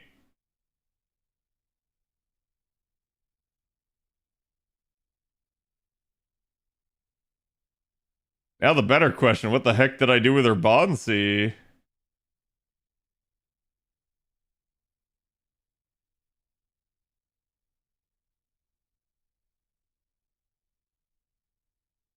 Huh?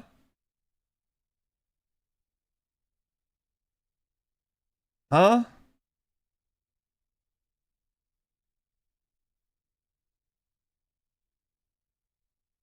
Did I like second archive it? No, there it is. God, it was over there on the side. The extra like symbol there made me not recognize it.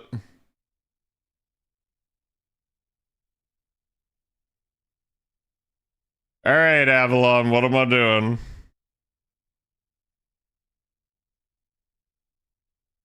I suggest using Tamamo instead of Anning due to the non-MLB Black Grail.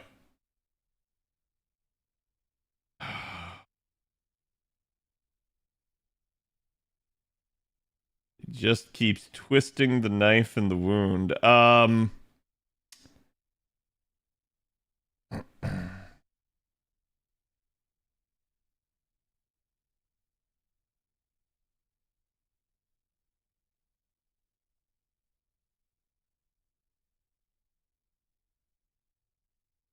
I don't know that that's worth.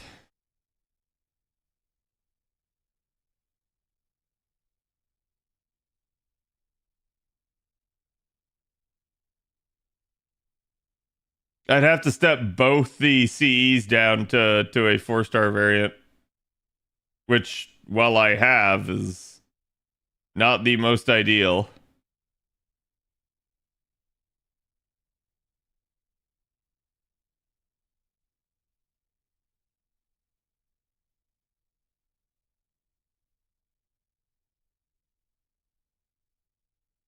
All right. We'll try. And fail. The only thing I'm worried about is Anning does at least have like really good like NP gain support. Oh god damn it!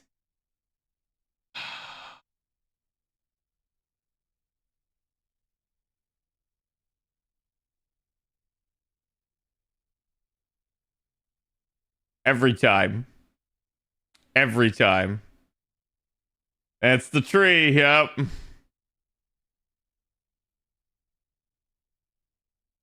because I was sitting on the Duval node waiting for it to come back. Here goes another 5 AP. That one's on me.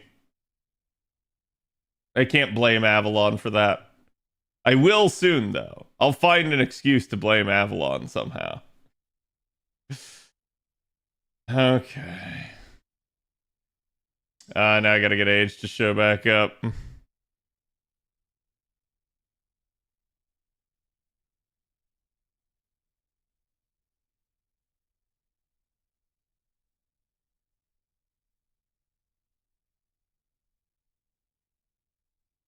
Maybe you'll find Leah's now? I have Leah on my NA. I don't know.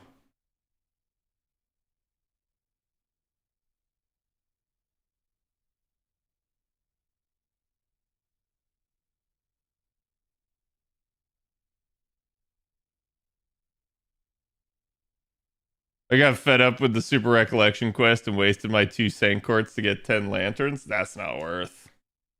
That's not worth. Zim. Zim, no. What is that, Zim? Give me the Black Grail, Zim.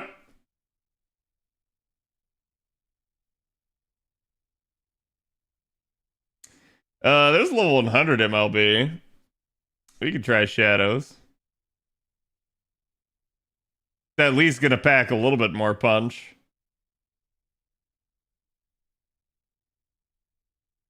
Okay.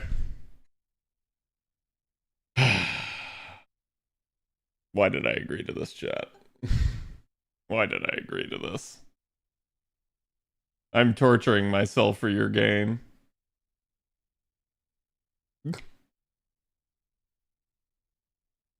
Okay. Fun, sure. So I assume this is going to kind of be conducted like the other one was.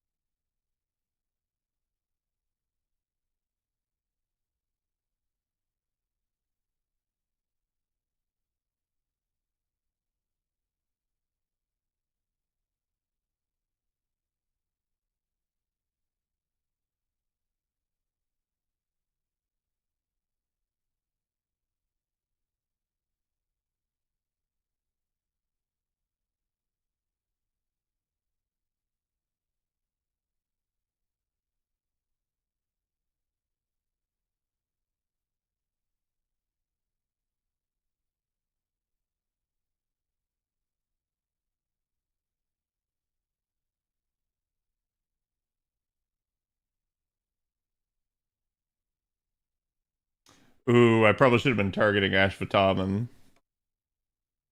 Because again, the Castoria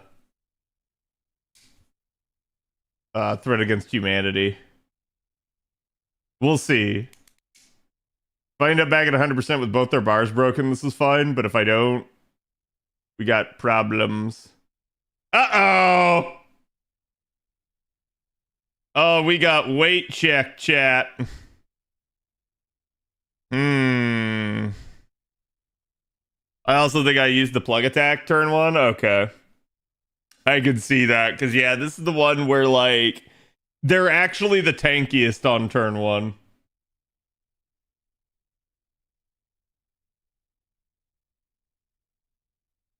Range check. It happens. Especially, like, so that tree has 50% mitigation on top of everything else.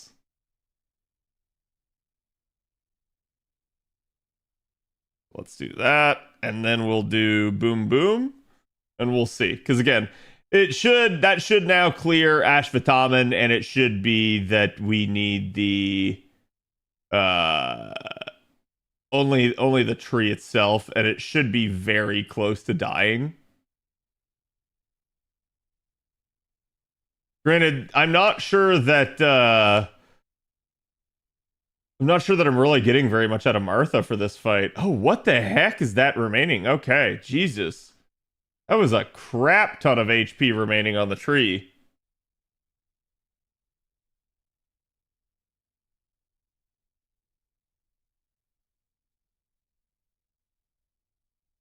They're divine?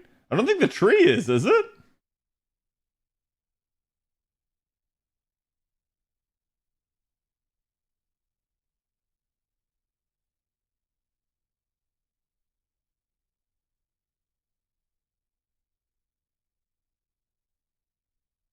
Okay, so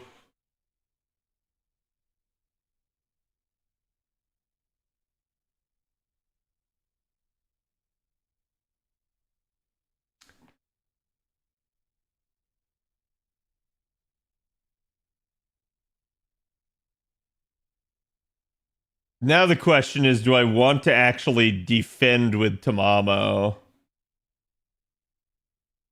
Because we've already plugged, so we're not getting access to Oberon unless someone bites the bullet. Tamamo needs to die, yeah. Or Castoria. I guess she has, like, both of them have outlived their usefulness. The only one that can't die here is Melt. And so I want to pop Melt's, like, actual invuln here. We're going to go ahead and do that. It's also going to set the field to water for me. And we're going to kind of get stuck doing that, but at least we'll have really good card damage.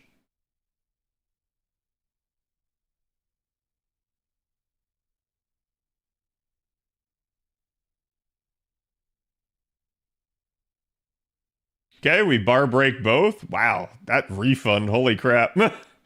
I mean, again, it's double arts crits, so kind of to be expected at this point with with Castoria, Proto Merlin, and Tamamo buffs. Okay, Ashvataman, do something that's not Melt. Do something not Melt. Just not Melt.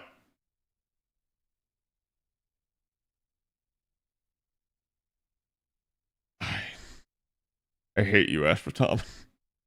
I hate you, Ashvataman. I hate you so much, Ashvataman. You had one job. Invuln Melt lived? Yeah, but doesn't someone need to die there? You didn't need to reset. Okay.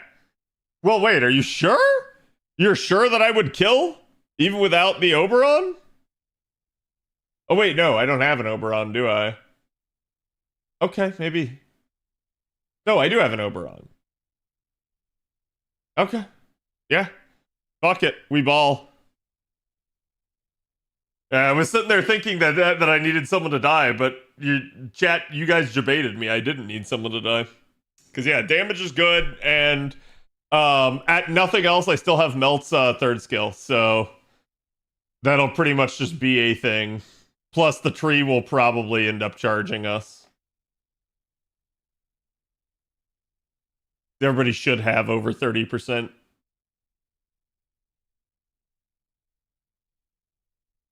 By the power of my command spell, stop them, do something.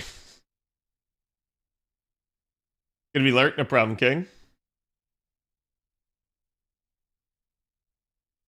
What no taunt does to a motherfucker? Quite literally, Cody. Like, I'm sitting here and I'm just like, hold on, I should be fine here. But in my head, I'm sitting there like listening to chat and I'm like, no, something should happen. Someone should die. And no, we're good. No one need die. No one need die. Oh, wow. Holy crap. We had really good Melt cards this entire run too. Like pretty much the best you could have possibly gotten. Just from the standpoint of we always had like a full like deck for her other than turn one, which is the one turn we didn't need to. Yeah, that ended up being really good RNG. And no one died. Except Martha. Not to such a good C from interns. It really is. Like, especially when the game does bullshit like, oh, you pop my bar, I instant charge. That's always been like the cheapest mechanic that the game has. And it's always just been annoying in that regard, but there's not much you can do for it. All right, chat, give me the Nezha 3 turn. Surely there's one, right? Surely now you have it. You brought this on yourself, so you guys have to give me the 100% brain off Nezha min turn.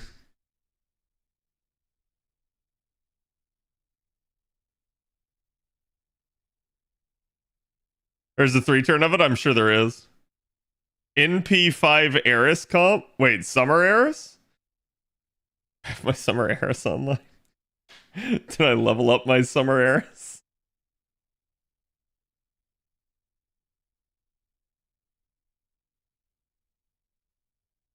Nezha wasn't brain off, it needed 2 arts cards. Okay, but what if Squirtoria or Double X?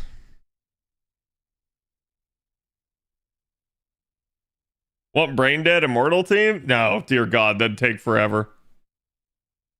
That would take forever.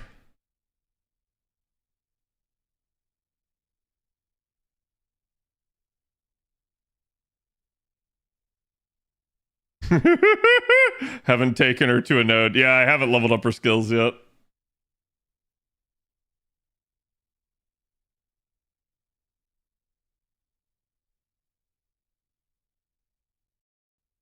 You need my stat up, but you need my yang for it. Would I though?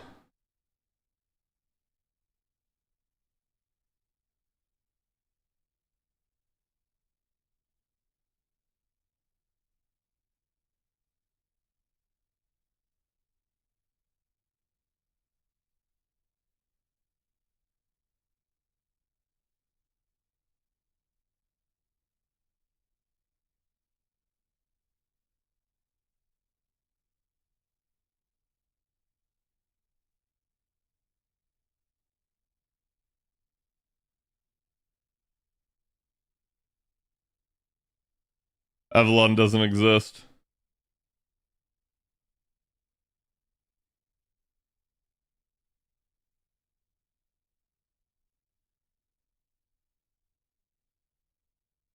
Is the Yang NP5 his? Yeah, he has a perfect Yang.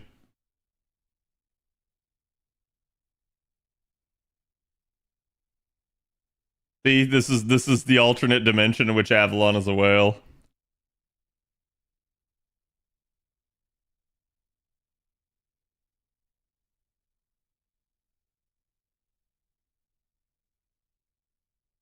Oh wait, I actually did need the Stargain one. There we go.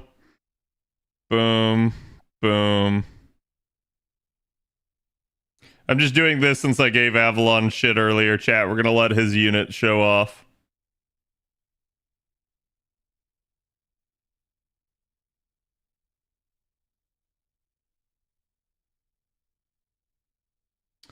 Boom. Boom.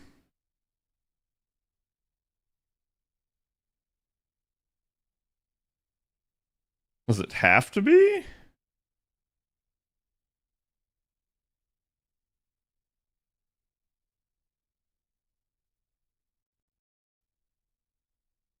Send Poppy, thank you for the raid. Welcome everybody. How's it going?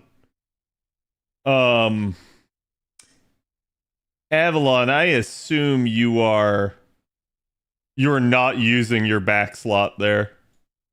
Backline doesn't matter. Okay, that's what I thought. That's perfect because we're gonna throw in my MHX so that I can bond her more.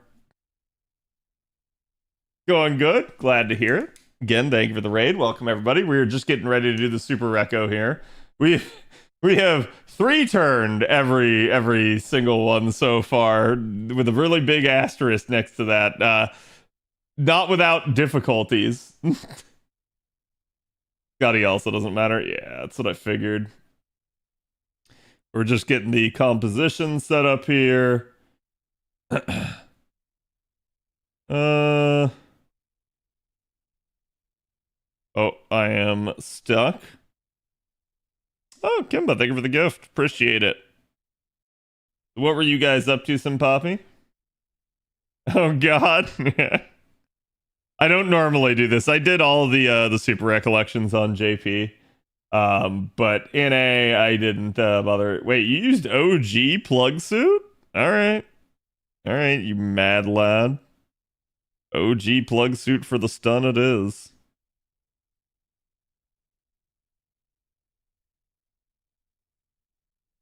Turn Bond Lantern on? Is this actually good for Bond? I don't think it is. I first tried all the ones I did except for the Wheel Boy and Tree. Yeah, he's naturally just a little oof, right? It's good for Bond? Okay. Alright, fine. I'll turn it on.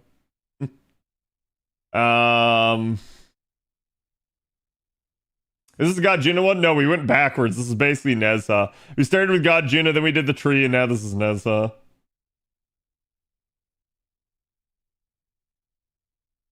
At least it's supposed to be Nezha. If it's not Nezha, I've gone into the wrong node yet again.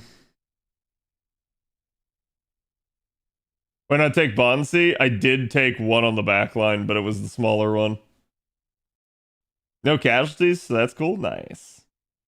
Yeah, it's actually kind of hard to do because he basically just like bull rushes somebody.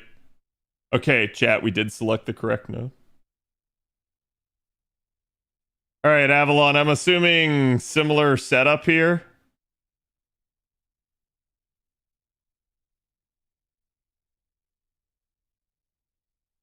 You want Bride into Yang MP, but also Yang Arts.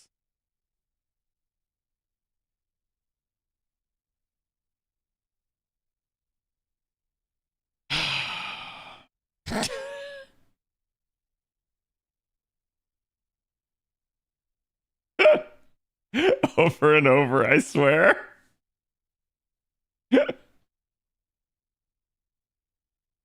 Okay, where are we?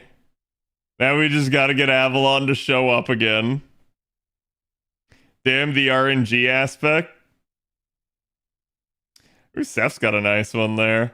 Not 120, but he's got the burn command codes on her and Honey Lake. That would also do some solid work, especially with cards.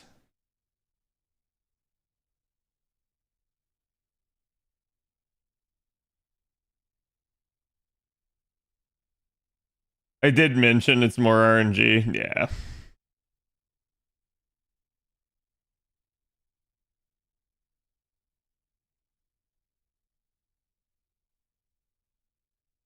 Wait, what's this Fiandro person doing with a 120 Space Ishtar? I'm not used to seeing that.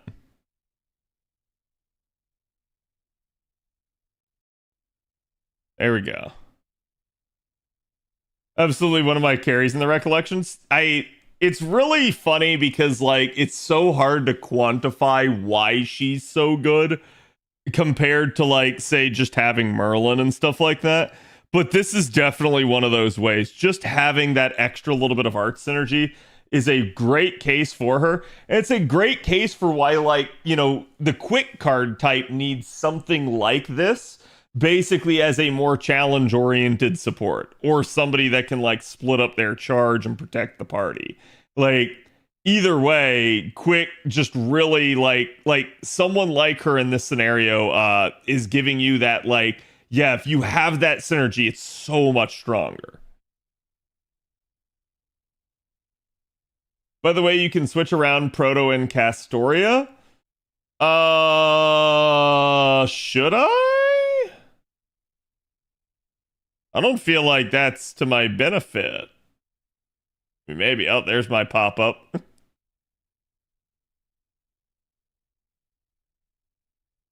Passively gets 15 per turn. Yeah. Yeah, Prisma MLB is really solid. I don't know if you want to. I don't know if I want to either.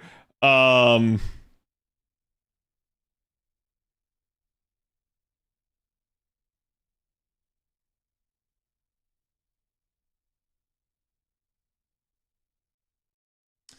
plug one out for the other anyways. Am I waiting on Castoria MP though?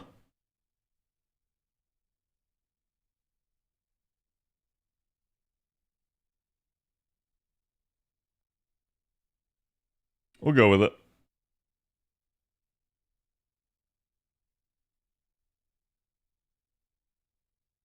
I love these streams. I have the right units, but I've barely scienced it out like most people do. Oh, Avalon hasn't scienced it out either. Avalon's just done it already. So usually when somebody's done it, that's where it's like it's easy to apply to somebody else, right? At some point, there's no need for it though. Yeah, but still probably better. So let's go ahead and do that. Then that, then that. And then that. Tech data started the fights rough. Yeah.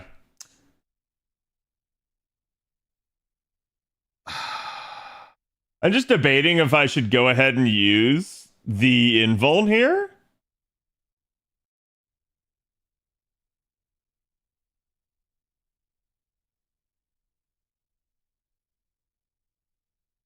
Because, like, I feel like I want to, Bright has a burn? Yeah, on her MP.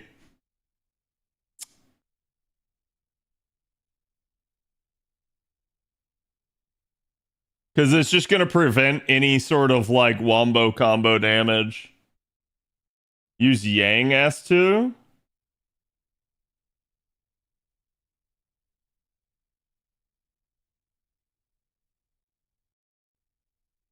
That's such a waste. And it got defended. Do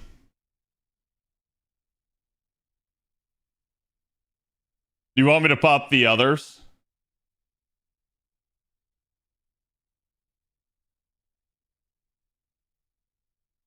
She guarded Keck? I know. It's just gonna happen.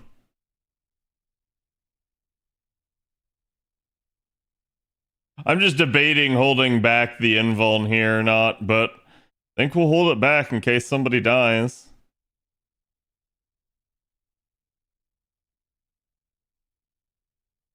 Not skill 1? Okay.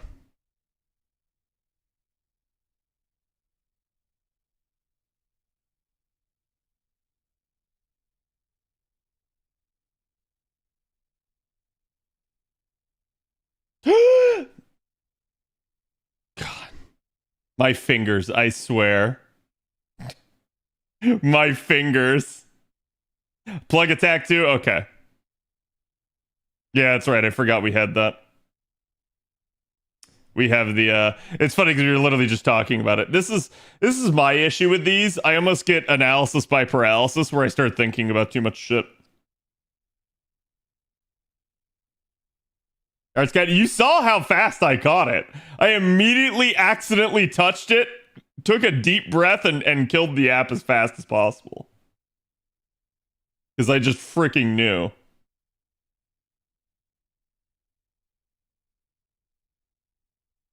Pray for Nero burn? Oh, we have to have it now because the defense down failure.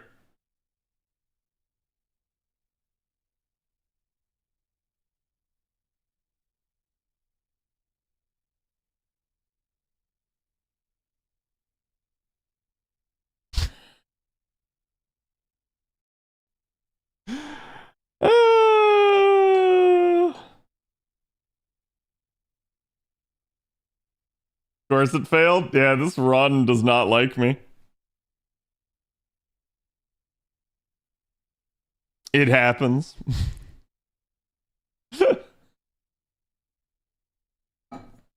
Why Nessa stop resisting? Listen, chat, it just be how it be sometimes. Like, sometimes they don't play nice. Not because they, like, can't, but because they just refuse. I have no way of shuffling without spending a skill. So...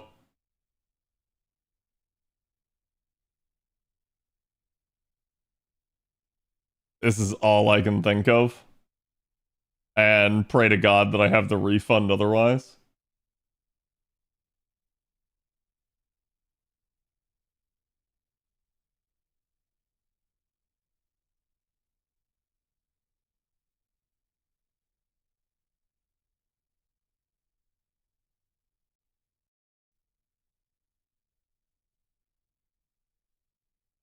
Okay, we got it. Also got the defense down.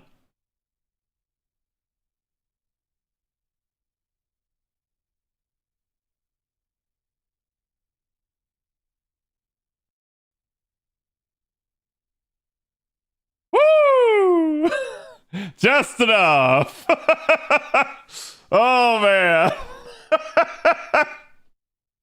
Does using a different face card change RNG? No. Your seed is usually only changed by virtue of skill applications.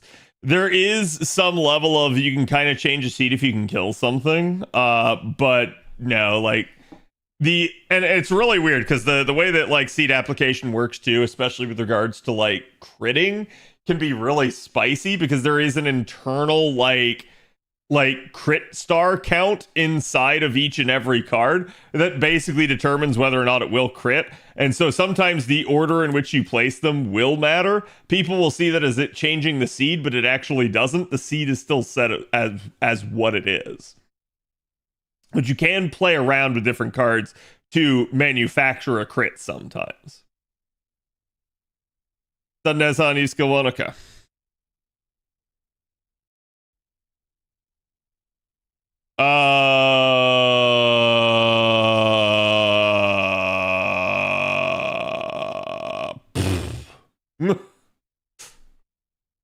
Me deep doo doo.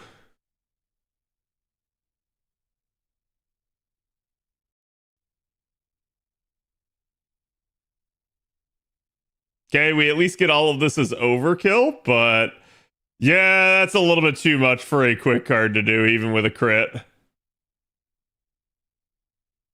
So we shouldn't have stunned this, huh? Should have let her hit me.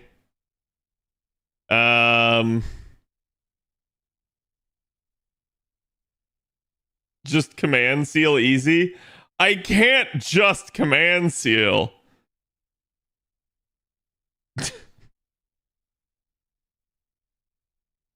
Chat, you want me to just command seal? Is that she can stun Yang? Yeah, I know. For science, for proof of concept? You're sure? For science? Okay, fine.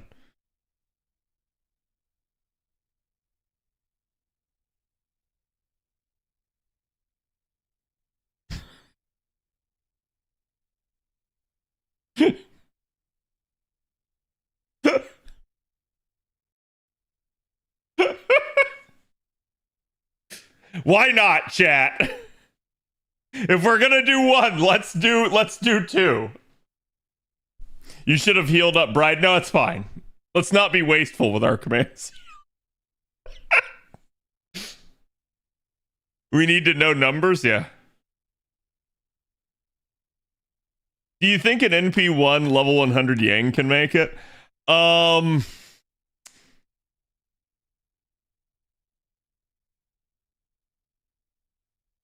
Probably not. Like, maybe if you landed the defense down. So if you had like perfect RNG there, possibly. But yeah, that'd be really spicy. It might actually come down to something like, do you have her like faux pas printed? Like if you do, then you're good. If not, then ooh, right? Even with the defense down, it wouldn't. I know, that's what I'm saying. It's like you'd have to have perfect RNG to even have a shot. I'm not sure it still would. You might need the last one for the quest with these RNG comps. Listen, we're fine, chat. We did it. Oh, hold on. I don't know why I went in here. Oh, yeah, there's a Junao banner. Okay, screw it. Gacha led me here. There has to be a reason. There has to be a reason, chat. Like, my fingers wanted to press this button. All so that I could get William to tell me that I shouldn't be gotching.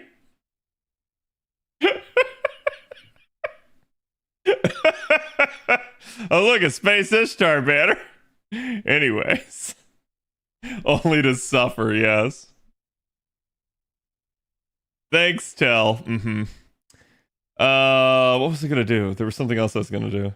Oh, right, yeah, no. So I was talking about the faux pas prints, right? Like, quite literally, like, it may come down to, like, being able to stretch it as much as humanly possible. And then when I said that, I remembered to myself, wait, I probably have faux pas prints. And turns out, me do.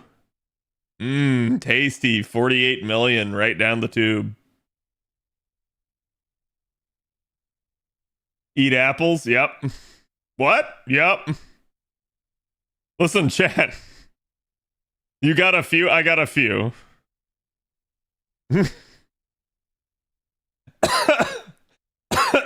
It's just one of those where I don't think about them too often because you get them so like rarely, right? Like, so it's one of those deals where like if you sit there and you constantly mind them, it's like watching paint dry. It's just not worth.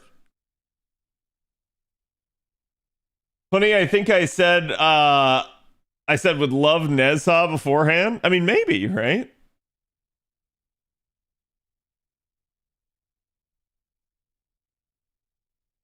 Okay. You forget about him for a while. Yep. I'm pretty sure my JP has a bunch still as well. There's 45 faux paw prints left to finish Morgan. Yeah.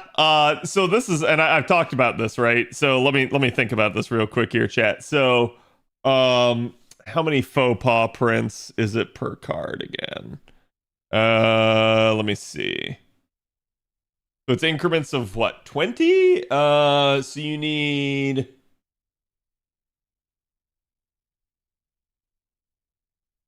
5 per 100, so literally 50 per card, so you need 250. Right?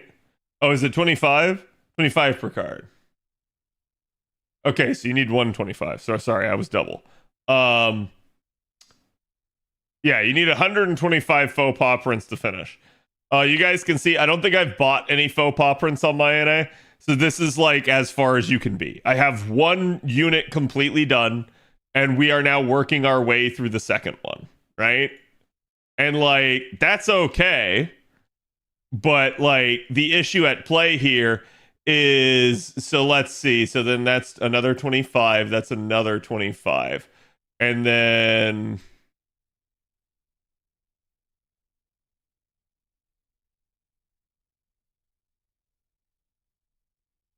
Wait, hold on. How much is 460? There's 2 more to be maxed, right?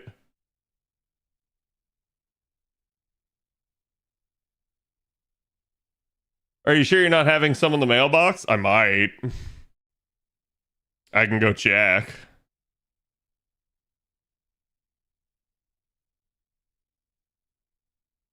Okay.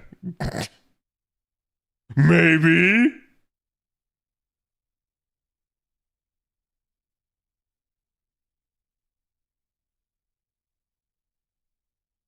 Okay. That's perfect. That's a nice even number then. Okay, so like, yeah, so then we can just have finished our third card on our second unit. So basically, that's 75 plus another 125. So we are now, right now, on NA at a perfect 200 faux pas given out. Okay? So, to put this into perspective for you guys, that campaign we talked about next year gives out like, I think it's like what, 325? Something like that, right? Like, you are literally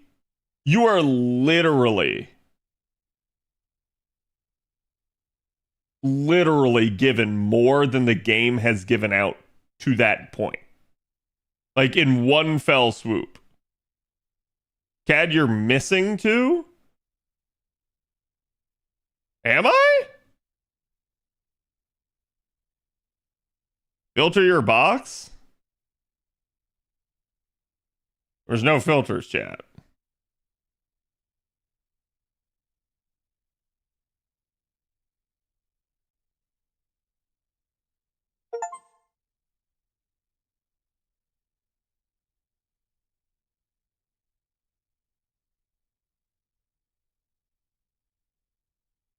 Did I miss some from a mission?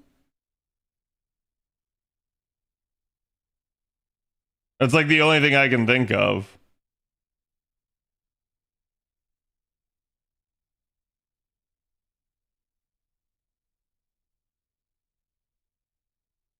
Multiple filters? I don't know what you guys are talking about. There's no filters on.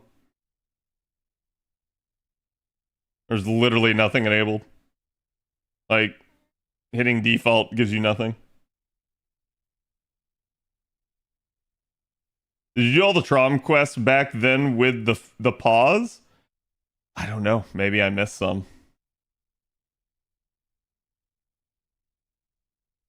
Yeah, it's entirely possible I missed some. Did you miss some during tax season? I don't know. Like, it's news to me if I did, because while I'm not always the best at doing my weekly missions, I'm usually like absolutely on point for doing limited missions. Like, I will almost never not do them. So it's very like rare. Like, for instance, you can see I already have resolved everything here other than doing basically 2 more free quests in Duval here. It's not a big deal. He could just use some of his RP horde. Yeah, I mean, quite literally, it's exactly what I'll go do right now. You're sure I'm 2 behind, chat? Wait, hold on.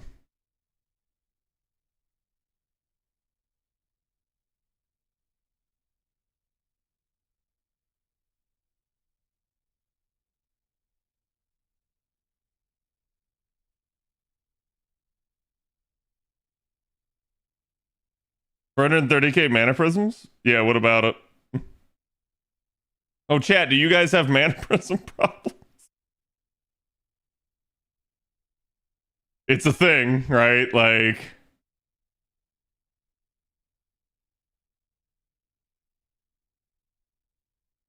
I don't know how I missed it. That's so weird because like it's almost unnerving to me because I don't miss stuff like that normally. That's why it's like I'm wondering if I'm being gaslit and you guys have actually bought some before now.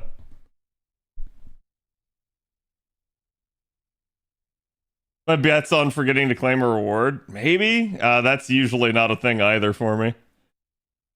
It's probably more likely that I did miss something. Monopoly Go won mobile game of the year? Huh? I mean, listen, I'm gonna say this. Like, mobile game of the year getting a award right now is an absolute joke and a travesty. Like, we can go back even to like, oh, when they've been giving it to like Genshin or Honkai. No, that's also a travesty. They're not mobile games. Can you play them on your phone? Yes, but they're absolutely intended to be played as a full game. Then from there, every other mobile game that's out there is usually some predatory cash shop bullshit, and that's where it's like, no, I just don't agree with that category at the current point in time. Candy Crush Game of the Century for real? Yeah, exactly. It's like it'd be one thing if they were actually nominating like true mobile games, but nah, if it's just going to be a popularity contest over whatever gacha is like the currently popping off thing, I think it's stupid, right? There's no real reason to do that.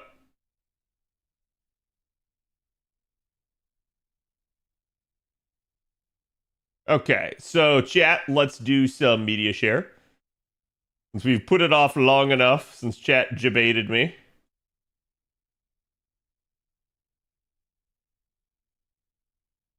I'm not clicking on that link.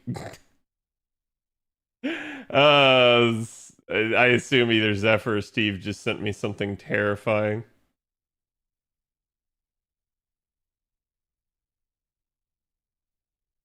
Oh yeah, I'm aware.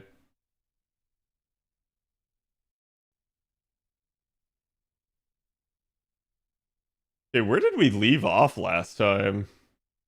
I don't know, but this is right where the thing took me to. So if this is a bad stopping point, whatever. Unfortunately, YouTube bros, that means I'm gonna have to end the stream on your end. You guys know if you've been around for media share nights, but it's usually full of content that may or may not get me a stupid copy strike if it's recorded on YouTube. So you're more than welcome to come over to the Twitch side of things and watch with us over here. Feel free to do so, but I'm not obviously going to force anyone. And again, if you guys ever want to participate in another media share night, get on the Discord. We basically have people suggest stuff in the content suggestion box channel under my section of the Discord, and that's, you know, how I end up choosing what to watch. So thank you guys again for the YouTube side. I will see you guys for the next one. I hope you guys have a good one.